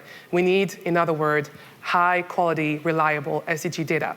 That is not to say, as my co-panelists said before, that we cannot act without perfect data. Actually, our role as investors is decision-making under uncertainty. So we should not wait for perfect data to act. But ideally, we would have high-quality, reliable data. So what is high-quality, reliable data? That is data that is, and that follows not just for the SDGs, that is data that is actionable. So that in the context of the SDGs, that helps us to uncover areas of SDG-related risks and opportunities not captured by traditional financial and or ESG analysis. Is data that is obviously accurate, that does not lead to an overstatement or understatement of alignment or misalignment with the SDGs. And obviously that's data that is auditable. Another word is transparent, traceable, verifiable. Ideally, it would be interoperable, meaning that you could be taking other sustainability frameworks and have it put in relation to other sustainability frameworks. And the goal is that this data helps us to, as I say, inform security selection or strategic asset allocation, but also measure progress towards the SDGs. So if we look at, if you go to the next slide, so that's the direction of travel. What we did is we looked at, so wanting to leverage data, SDG data, we launched a questionnaire 2 years ago trying to map the landscape of existing SDG and or impact data sets. And we found that the data landscape suffers several limitations. So the majority, I would say, of SDG data solutions are what I would call SDG revenue solutions. So they, in some way, shape, or form, will try and map SDG with revenue streams. And the upshot is that we found that those often lack the granularity and nuance needed to understand companies' contribution to the SDGs. And I'm going to go into more detail. So the first issue we found was those SDG data sets were often predicated on industry classifications that were not granular enough. So if you're trying to map revenues with the SDGs, obviously you want to have the industry classification that's the more granular possible, because you don't want to overestimate alignment. So we had a provider, for instance, was saying that BNP Paribas Management was 100% aligned with the SDGs, which is something obviously I do not agree with, just because the revenue classification that we're using was not granular enough. So you want to be able to understand as much as possible. For example, if you have energy part, is it the energy part that's going in, a renewable energy system, or is it going, fossil fuel? Obviously, the SDG profile will be very different depending on having that granularity, understanding what is the end use, for instance. The second is often we would see scores, which are hard to unpack, which rely on this notion of net impact. I mean, you've all, I'm sure, in the audience, very familiar with the lack of correlation. Many journalists and many people have talked about the lack of correlation among ESG scores. I think the paper Aggregate Confusion puts on a normalized basis several ESG data sets, and they see that the R, so the correlation factor, is something like 0.45, much different than credit scores, which are correlated at 99%, right? So every time you use a score, there's embedded biases, model estimations that you're not in control, and so it limits the ability for your portfolio manager to use that set score. They would also sometimes do not take into account the discordant needs of countries and population. The SDGs specifically targets in certain targets some income groups, some population. This is an example on the slide. So having a broad brush approach, not distinguishing between emerging market and developed market, is something that is not satisfactory. To continue, another issue we found is that the analysis was at the level of the SDG target itself. So obviously there's 17 SDGs, but really the SDGs are the 169 targets and the 244 associated indicators. And mapping that would not be done at the 169 target level and take into account 244 indicators would be insufficient, because a clear example is climate action. If we look at SDG 13, we would see some data that would put, for example, climate mitigation issues under SDG 13, but if you have a close reading of the targets of the SDG 13, you see it's more about adaptation and education, both for mitigation and adaptation, but it's not about mitigation per se, so it would be wrong to actually link mitigation to SDG 13. And finally, the need for nuance across and within SDGs. So understanding that an economic activity or any activity can have both a positive and negative impact depending which SDG you're looking at. So for example here, if we think of the economic activity, agricultural, chemicals, including pesticides and fertilizer, organic, we see that obviously it could have a positive impact on 2.4, 2.1.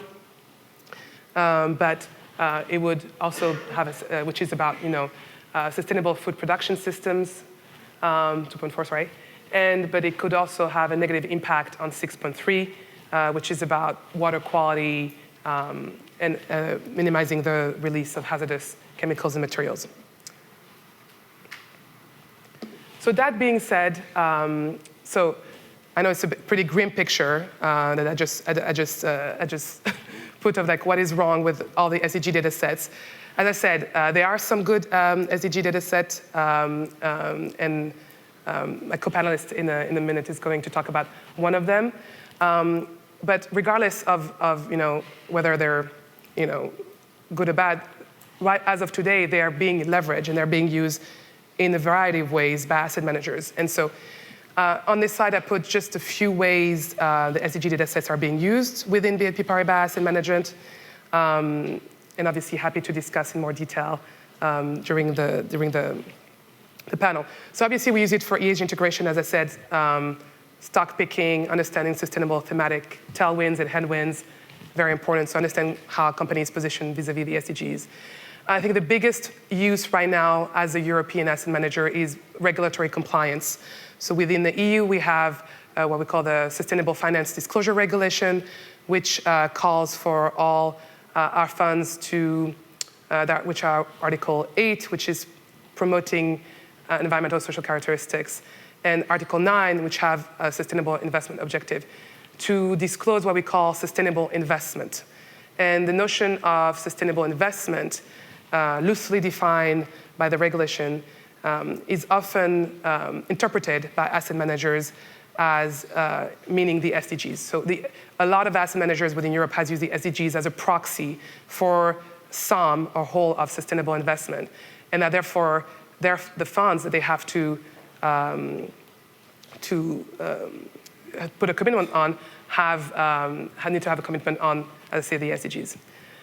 The other ones are more self-explanatory. Reporting, of course, responsible business conduct, so everything that's related to exclusion, so identifying misaligned revenues could be seen as a proxy for product involvement, stewardship, and obviously the most important one is thematic and index development. There's a lot of discussions on impact investing, so I'm not going to go into detail into this now, maybe in the panel, but obviously SDG datasets could be leveraged to develop new thematic and or impact products. It's something we do internally. And if you have data that is, go back at the target level, so not just at the SDG level, it allows you to create thematic frameworks which can stem from the union of one or more SDGs. So for example, here you have sustainable cities. You see that you can have several sub-SDGs that you use to create an investment universe for that fund. So I'll stop here. Very much looking forward to the conversation. ありがとうございました。続きまして、Thank you very much. And now let us call Ms. Pretorius.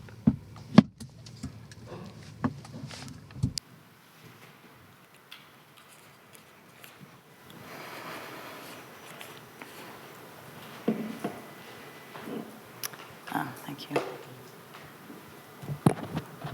Perfect, thank you. Oh, right, I'm actually mic'd. Perfect. Thank you very much for having me. My name is Lisa Pretorius, and I'm head of sustainability analysis at Matter. We are a Danish fintech that focuses on sustainability analysis and reporting for the financial institutions, mostly asset owners and pension funds, asset managers and pension funds. And just a little bit of context as to why I'm here speaking about SDGs and sustainable investments today. We actually started as creating Denmark's first sustainable pension fund back in 2018. We wanted to give Danish citizens the opportunity to invest their pension sustainably, but we actually found it quite difficult based on the ESG data that was available to us at the time to create a fund that we can really promise our beneficiaries that we know what's in the fund and we can clearly explain to them the sustainability impacts and the sustainability choices in the fund. So what we did was, rather than using what's out there, we created our own data stack, our own way of analyzing investment portfolios, and it turned out that was quite an interesting idea. And in 2020, completely pivoted out of the pension space, and this is all we do today. So we work with other investors, and we've developed a fintech product where we screen investment portfolios for finance sector clients. We do things differently in at least 3 ways, and what we were really trying to solve for are these 3 issues. The one is, instead of using only company-reported data, we also wanted to listen to what the outside world was saying about companies, specifically subject matter experts who have the right expectations of companies and who know deeply about issues like climate change, human rights, deforestation. We want to take in all that data, and then instead of defining sustainability ourselves, we want to use publicly defined definitions of sustainability, in this case, the SDGs, which we'll talk about today, but also all the multi-stakeholder definitions under climate, for example, and now emerging definitions under nature, and also emerging regulatory definitions of sustainability. And then thirdly, we wanted to solve for the lack of transparency. So basically the fact that ESG ratings have typically been black boxes, so it's hard to lift the lid and unpack where a score comes from. So we wanted to develop data sets and methodologies where we could really trace the methodological choices and provide more transparency. So that's a bit of background into how we started looking at SDGs. And specifically going into how we've been working on this in partnership with BNP Paribas Asset Management. Bernice has already mentioned some of the issues that we saw with the current SDG data. The partnership was born out of that to say, okay, let's try solve some of these issues by creating a global data set together.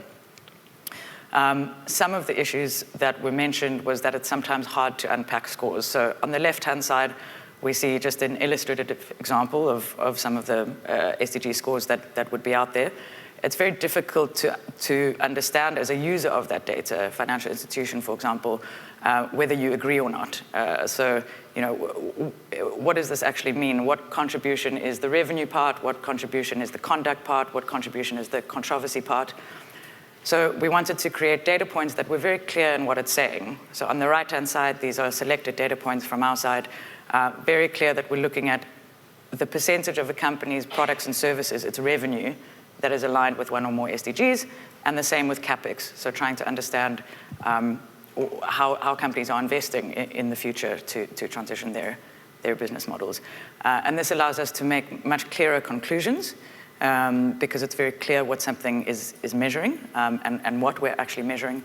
And it also allows us to be more accountable and transparent in explaining the methodological choices underneath there. In terms of the process we followed together with BNP PAM was again to support the transparency and the conservatism of the model. So the first step was basically to create a source of truth view on how we see the SDGs. And as Bernice mentioned, it was very important for us to not have just a broad view on anything to do with healthcare can go into SDG 3 or anything to do with infrastructure can go into SDG 9. The SDGs are quite specific, actually, in the underlying targets and indicators about what they're measuring. And so we wanted to have a conservative SDG taxonomy that creates the source of truth between economic activities and an SDG profile. What we then took is a very granular revenue classification data set called the FactSet hierarchy, but technically you can take any input data into that, and mapped every single revenue stream that companies can be classified according to 8,000 different levels into the taxonomy to give each revenue stream an SDG profile. And then monthly, we pull updated revenues from companies into that model to automatically create SDG revenue profiles for 53,000 companies. We update monthly to make sure that we are catching changes in company business models, if there's divestments, which we often see now in the climate space, or any M&As, so that we can track the transition of companies. Just briefly, in terms of the output, we essentially classify for each company the percentage of its revenue in one of 6 classifications, from aligned to misaligned. Aligned and misaligned, I think, are clear in what that means. But potentially aligned and potentially misaligned are categories that we created to enhance the conservatism of the model.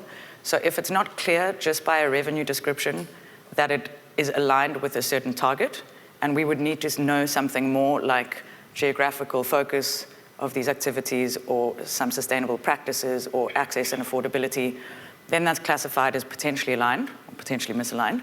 And in those cases, we would need to bring other insights or other data sets into the model to be able to, for certainty, classify it with aligned.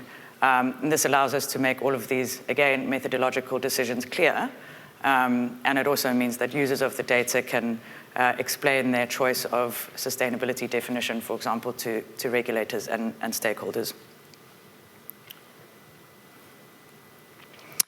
I might skip this in the interest of time, but this is essentially what the output looks like, the percentage of revenue in each of these classifications for each of the SDGs, and then across SDGs for all the companies. Just to note that we also developed, because of the regulatory use case that Bernice was talking about, a supplementary file where you don't, if you look at a number like 20% aligned, you can look at a supplementary file to understand what are the revenue streams that this company has, what are the methodological choices that were made in terms of mapping to the taxonomy, and which SDG targets were linked and why. In 29 seconds, I'm going to choose which slide is actually the most interesting.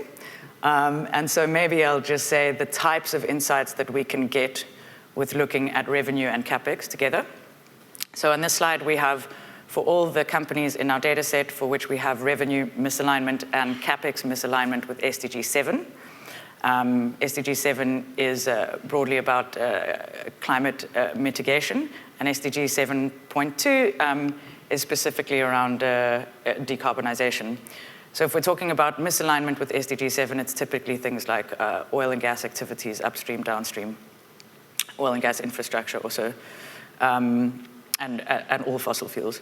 So what we see here, revenue misalignment on the x-axis, CapEx misalignment on the y-axis, and the fact that most companies are clustered in that top right-hand corner essentially means that the companies that are bad today are still planning on being bad tomorrow. Most companies are actually not transitioning out of their misalignment with SDG 7. We do luckily see a 14% in the bottom left-hand corner, meaning the companies that are good today are thankfully still planning on being good tomorrow. The 7% in the bottom right-hand corner there are transitioning companies, so they have quite high revenue misalignment today, but very low further CapEx into misaligned activities. And the 2% up there are the 2% to be very worried about because they're good today but planning on getting worse.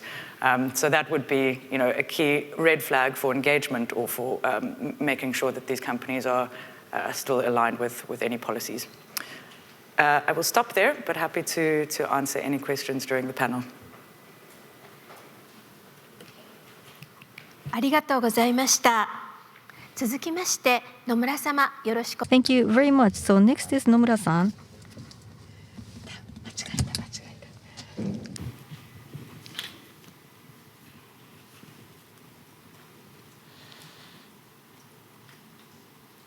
Japan Post Insurance Japan Post Insurance. My name is Nomura. Thank you very much for giving me this opportunity. And so please take a look at the first page.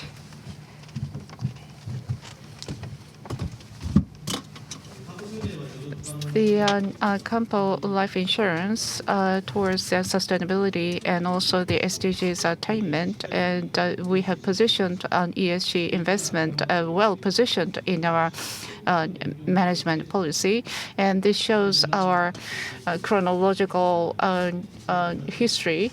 So in 2018, we incorporated SDGs into the management framework, and then in 2019 we endorsed TCFD, and 2021 we began working on that, and then in 2022 we have set the medium-term reduction targets for 2030. And as the next stage of ESG investment, achievement of SDGs and towards innovation creation, we have decided to start impact investment.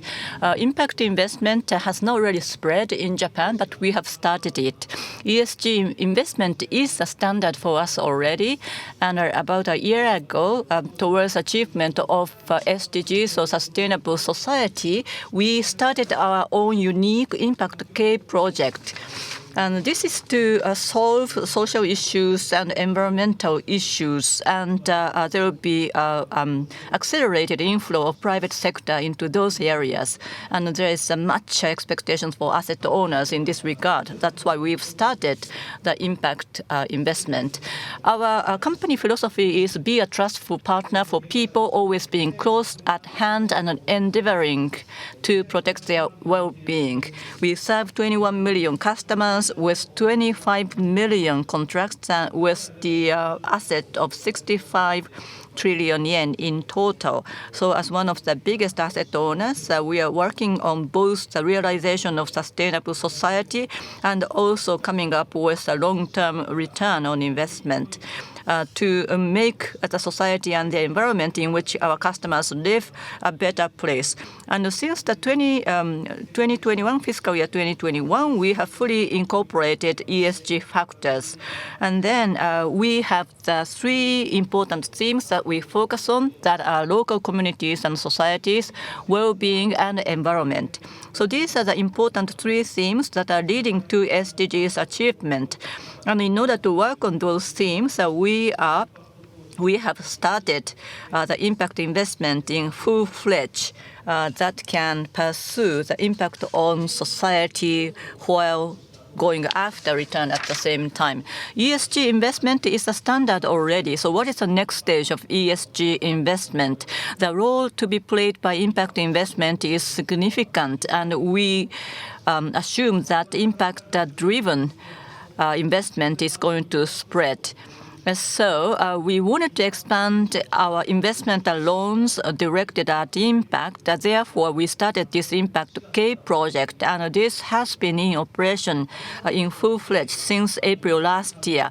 The alphabet K stands for Kampo, which is our Japanese company name, Kampo, K-A-M-P-O.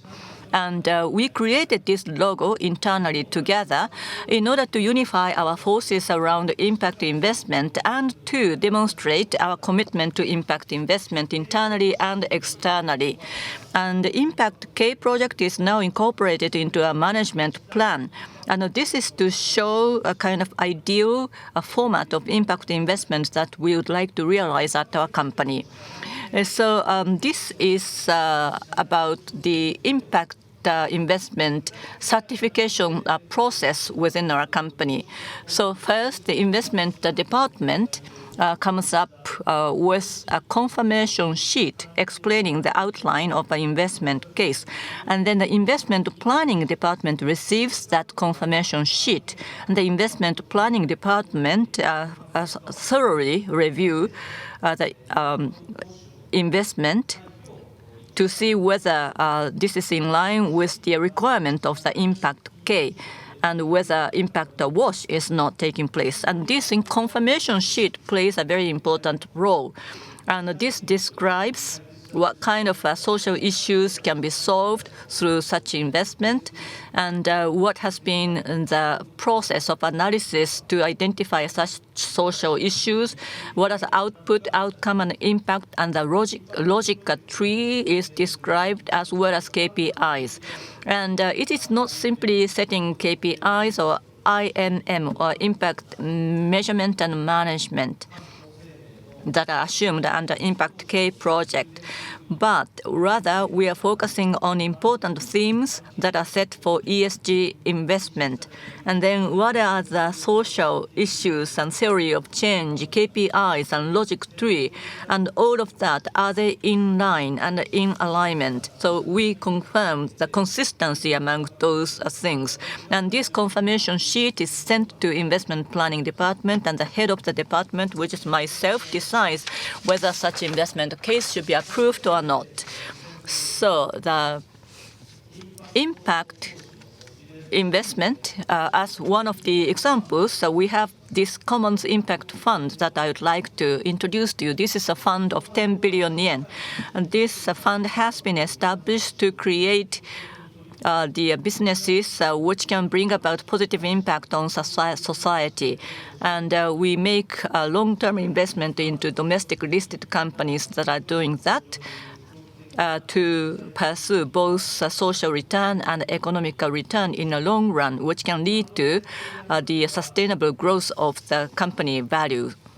And in setting this fund, first, we shared the three important themes and the future society that we would like to realize and the social issues that are to be solved with the common asset management, that is the asset manager of this fund. And then based on the fund concept that has been shared between us and the common asset management, they select the investee companies that can be in line with the important themes. And then together, KPIs are being set to create impact. And also Reedy Lava, which is an expert in social issues, and we tap into the insights of this company to improve the method and approach of such fund and set better KPIs.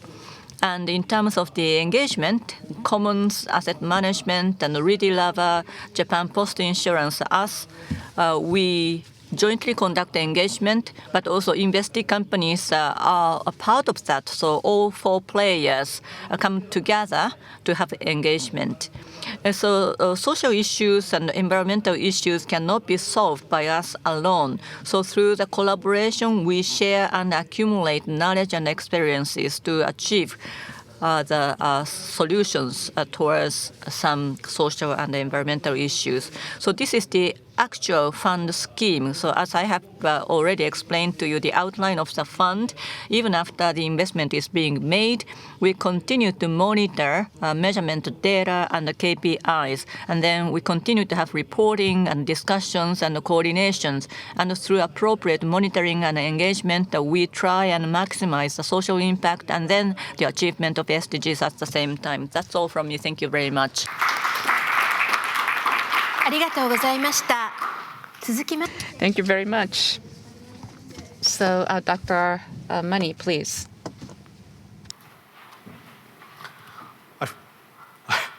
I feel that you.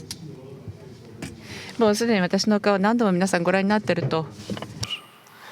So my presentation is a bit different. I'm not going to talk about secondary market investment. This is more about the primary market or direct investment, so it's a little bit different, if you'll forgive me.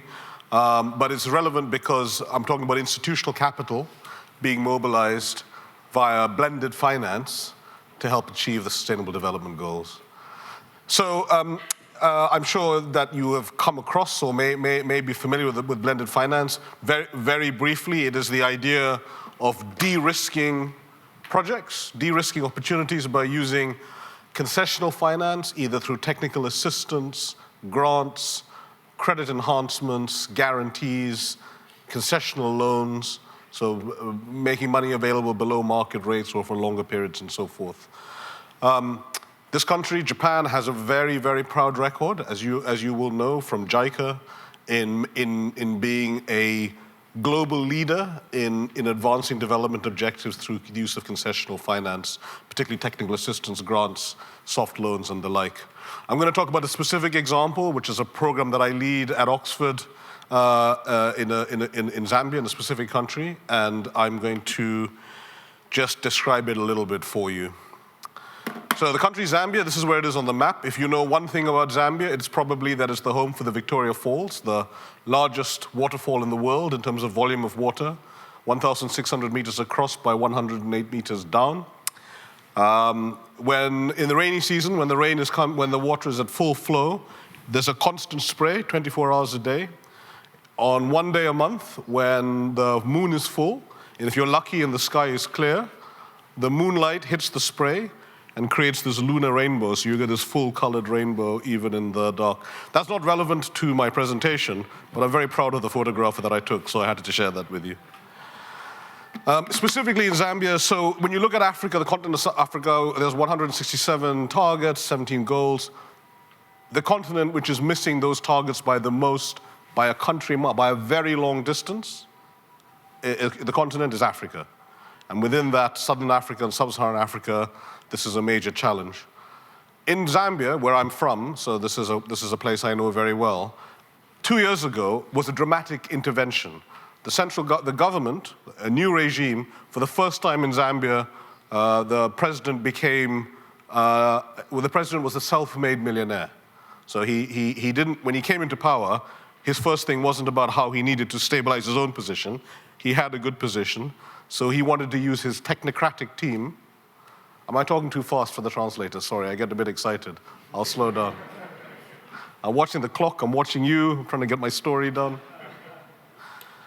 We had a president that came in who said, I have a responsibility, a democratic responsibility in this country to empower my citizens to make choices about their lives.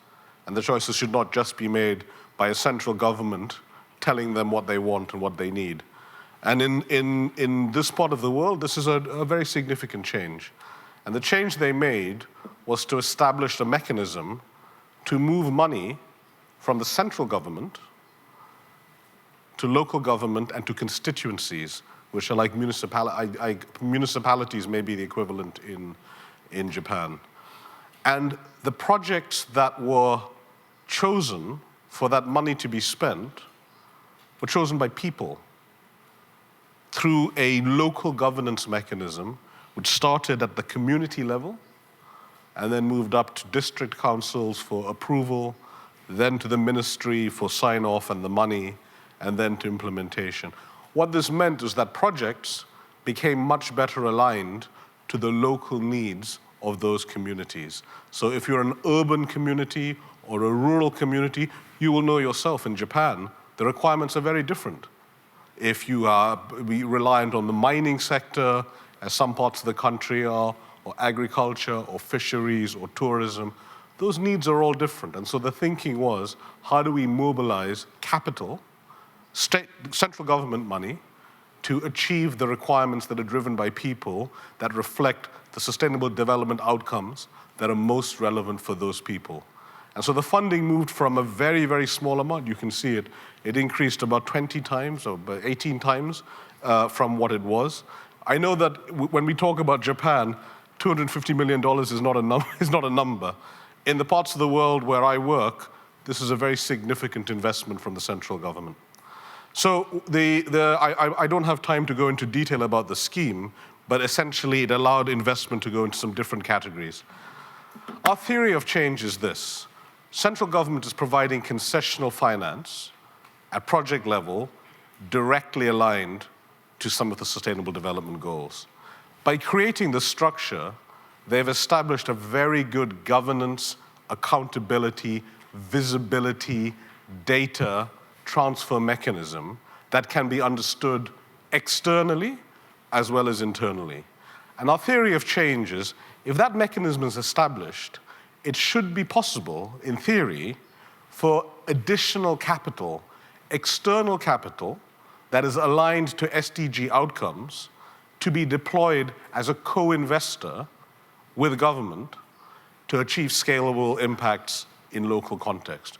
Because one of the reasons why large SDG-aligned funds find it very difficult is because the transaction cost of identifying a deal, which may be a very small deal, the transaction cost, the due diligence cost, the legal cost, is big for the amount of money, and this is one of the big reasons why very little SDG-aligned investment is actually getting into primary markets.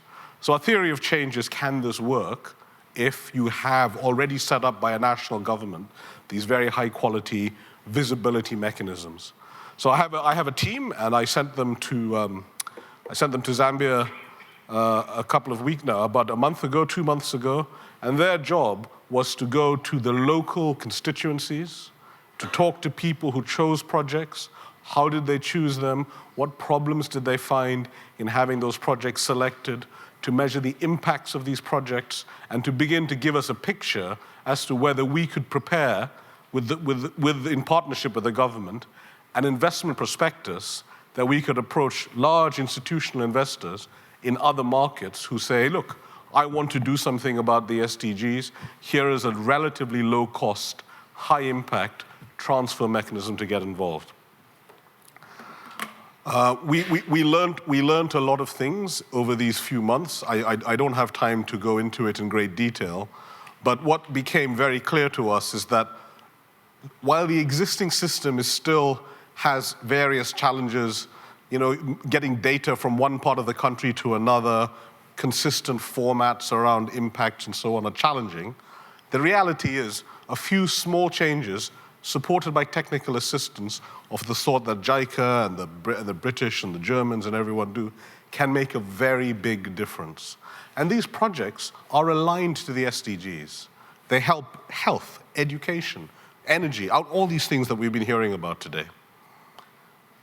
People talk about data. Data is absolutely critical when it comes to mobilizing capital. Well, I share the first speaker's reservations that you stop until data comes, and I think you mentioned platforms as the basis to then leverage information and make results. I could not agree with you more. We are completely aligned. So we spent our time finding project-level data to understand risk, return, opportunity, and we are using that to shape the evidential information to try and mobilize external capital. Next steps, we are preparing a prospectus, working with the Zambian government and communities and projects, to then go to engage with external investors, financial institutions, including impact investors, SDG funds, and then working with the government of the Republic of Zambia to develop the appropriate structures to put this money in. Measurement is important, but also what is the data, what is the impact? We had on the previous panel a conversation about impact means different things to different people. How do you measure it? And GPIF made some very thoughtful comments in your presentation, so we want to work on that. We have a very strong network with financial institutions across Europe, Oxford University, where we do a lot of leadership work in sustainable finance. We haven't even begun to talk to constituencies in Japan, but I have a feeling that this is a country, again, where people want to see things happen. It's about impact. It's about materiality. And so I hope there is an opportunity to make this a start of a conversation that we can develop going forward. Thank you so much. Thank you. ありがとうございました。ご名答大変熱のこもったプレゼンテーションでちょっと。Thank you very much. You are so passionate, and I'm sorry I was not very good at time management. So let us go to the last leg of this panel discussion. The discussion has been ranging wide, and impact investment, how should we bring it into practice? And you were talking about the data of the SDGs as well. You also mentioned about the Zambia blended finance. And so, through the investment, in order to achieve the target of SDGs, what are the challenges that are lying before our eyes? And what is the future horizon that we should see?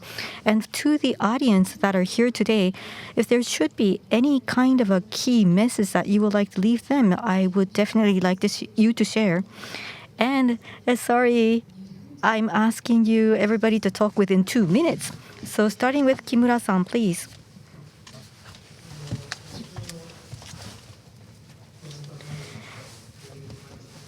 So I would like to talk about blended finance because it was such an interesting topic. As the SDGs for the emerging companies, there is the gap widening for the fundings. And Net Asset Owner Alliance is now working on the transition finance. And in order to do that, they are proactively working on blended finance. And that is the interesting part. And in our company, too, we are part of Asset Owner Alliance. Therefore, we are acting proactively, too, as a company, too. But having said that, there's various challenges still.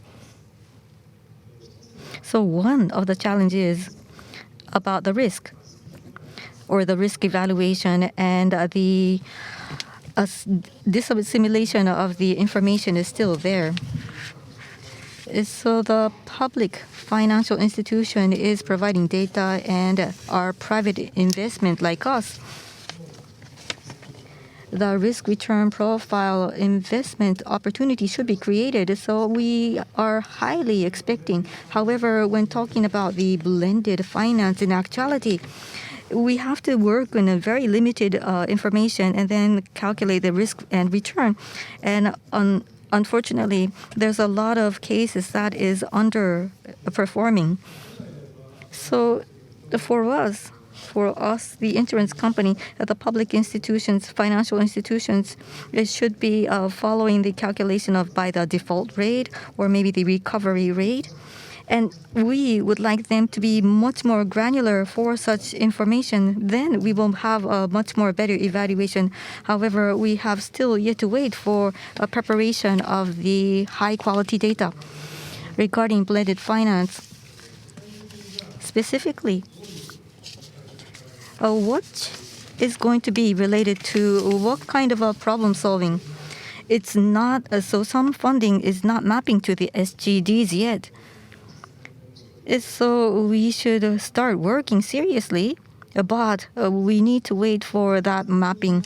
And Net Zero Owner Alliance, it is made by and working by various stakeholders in order to work on promote the blended finance. Last year and 2 years ago, to the asset managers, we have been calling out for call for action from the association. So G7 is going to be hosted in Japan this time, therefore including the World Bank. The governance reconstruction also should be considered so that the private companies like us would be able to come in much more casually to the blended finance. That's from my side. Thank you very much. And Ms. Las Vargas, please. So maybe one key message would be, I talked about the rationale for asset managers to engage with the SDGs through the kind of risk and opportunity lens.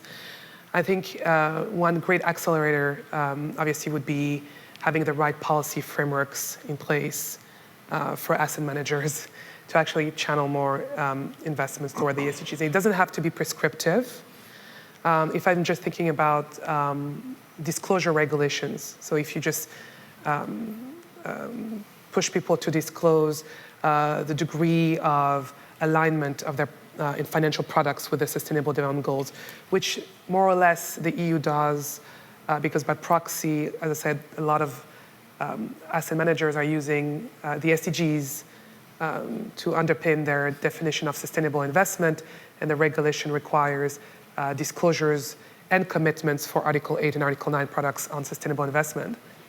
So if you just ask financial products to disclose on SDGs, and at the same time, you require distributors to have, a long suitability test on risk, sustainability tests, so to understand the preferences, sustainability preferences of their clients. Naturally, even though you didn't put any goals, you end up having a course to, that's the hope, to the top, where more and more people are starting to look at the products and to what extent actually they are aligned or not aligned with the SDGs. And because they are trying to get clients to have specific sustainability preferences, then they also try to design products that are more and more aligned with the SDGs. So I would say policy frameworks are very important, and I think they should come hand in hand in working with the financial services industry.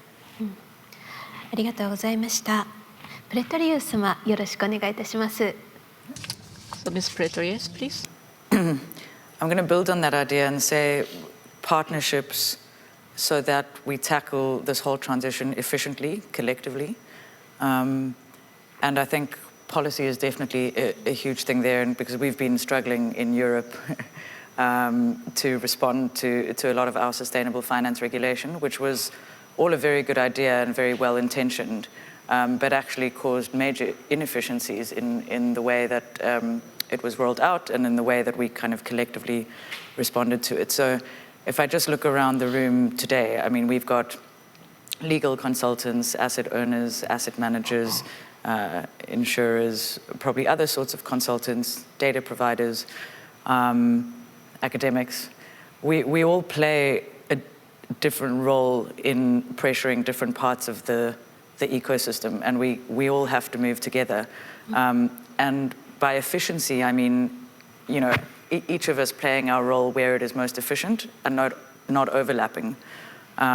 So one thing that I would sort of urge the world to learn from Europe is that when we come out with sustainable finance disclosure regulation like the EU taxonomy and the whole suite of regulations around that, there is a role that the regulator, in this case EU Commission, could have played around supporting a constructive ecosystem around that. So helping companies report before the financial institutions have to report. And then helping try and make sort of quality, transparent data available to financial institutions in a kind of uniform way, so that not everyone has to spend precious time that they could be spending more efficiently elsewhere in solving the same problems. So partnerships for efficiency. ありがとうございました。野村様、よろしくお願いいたします。Thank you very much. Nomura-san, please. So social issues or environmental problems, to solve them, it takes time. To generate innovation, it takes time. And so it's not easy.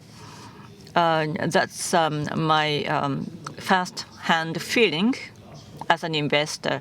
So that's why every year we need to accumulate actions. And as I introduced to you, in that sense, we have prepared the timeline of our own company to add new actions on that timeline. So we are creating a kind of a timeline, a history of our actions. So accumulation of actions is really important. So step by step, we move forward to reach the goal. So I think that's very important. And another thing is we acting independently cannot achieve these targets, but through collaboration we can still solve those difficult to solve issues. So we may have some weakness, we may not be perfect, but then there may be some other people out there who have skills and knowledge. So we need to have collaboration. We have to call upon those others to collaborate. So we have to explore and create opportunities for collaboration. I think that's really important. So countries, international organizations, local governments, asset managers, asset owners, and universities and experts, and also individuals, and also different initiatives.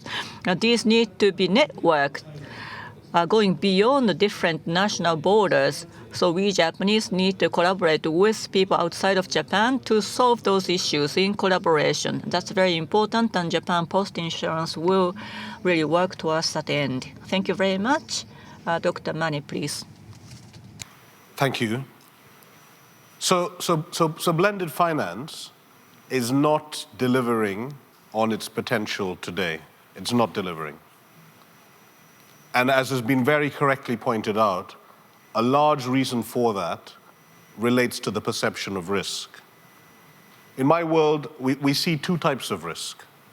There's operational, executional risk of a project. Maybe the revenue doesn't achieve it.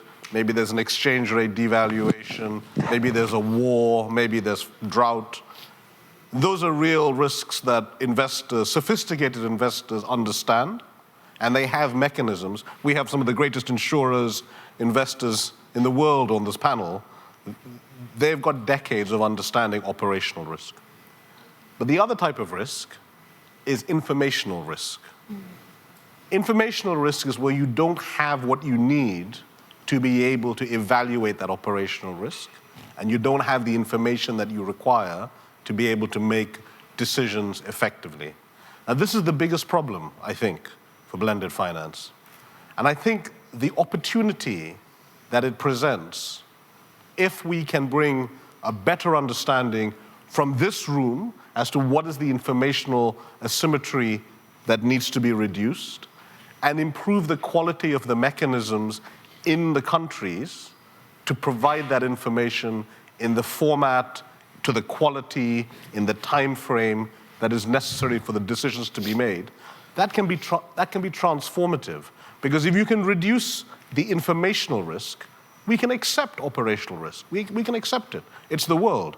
But if you reduce the informational risk, and that facilitates the mobilization of capital that's aligned to the SDGs and to other targets, my goodness, what a transformational opportunity that could be for those parts of the world that desperately need this investment to be able to make all of us happier and more secure. Thank you. ありがとうございました。本日は Thank you very much. So today we were given this very important opportunity, wonderful opportunities by University of Oxford and the UN PRI and Client Earth. And we enjoyed these discussions today. Collaboration and partnership were the words which many speakers refer to. And with those, I'm confident that we will be able to achieve our aspirations. And once again, thank you very much to all the panelists, and please give them a big round of applause. So with this, we'd like to close session 2. Thank you.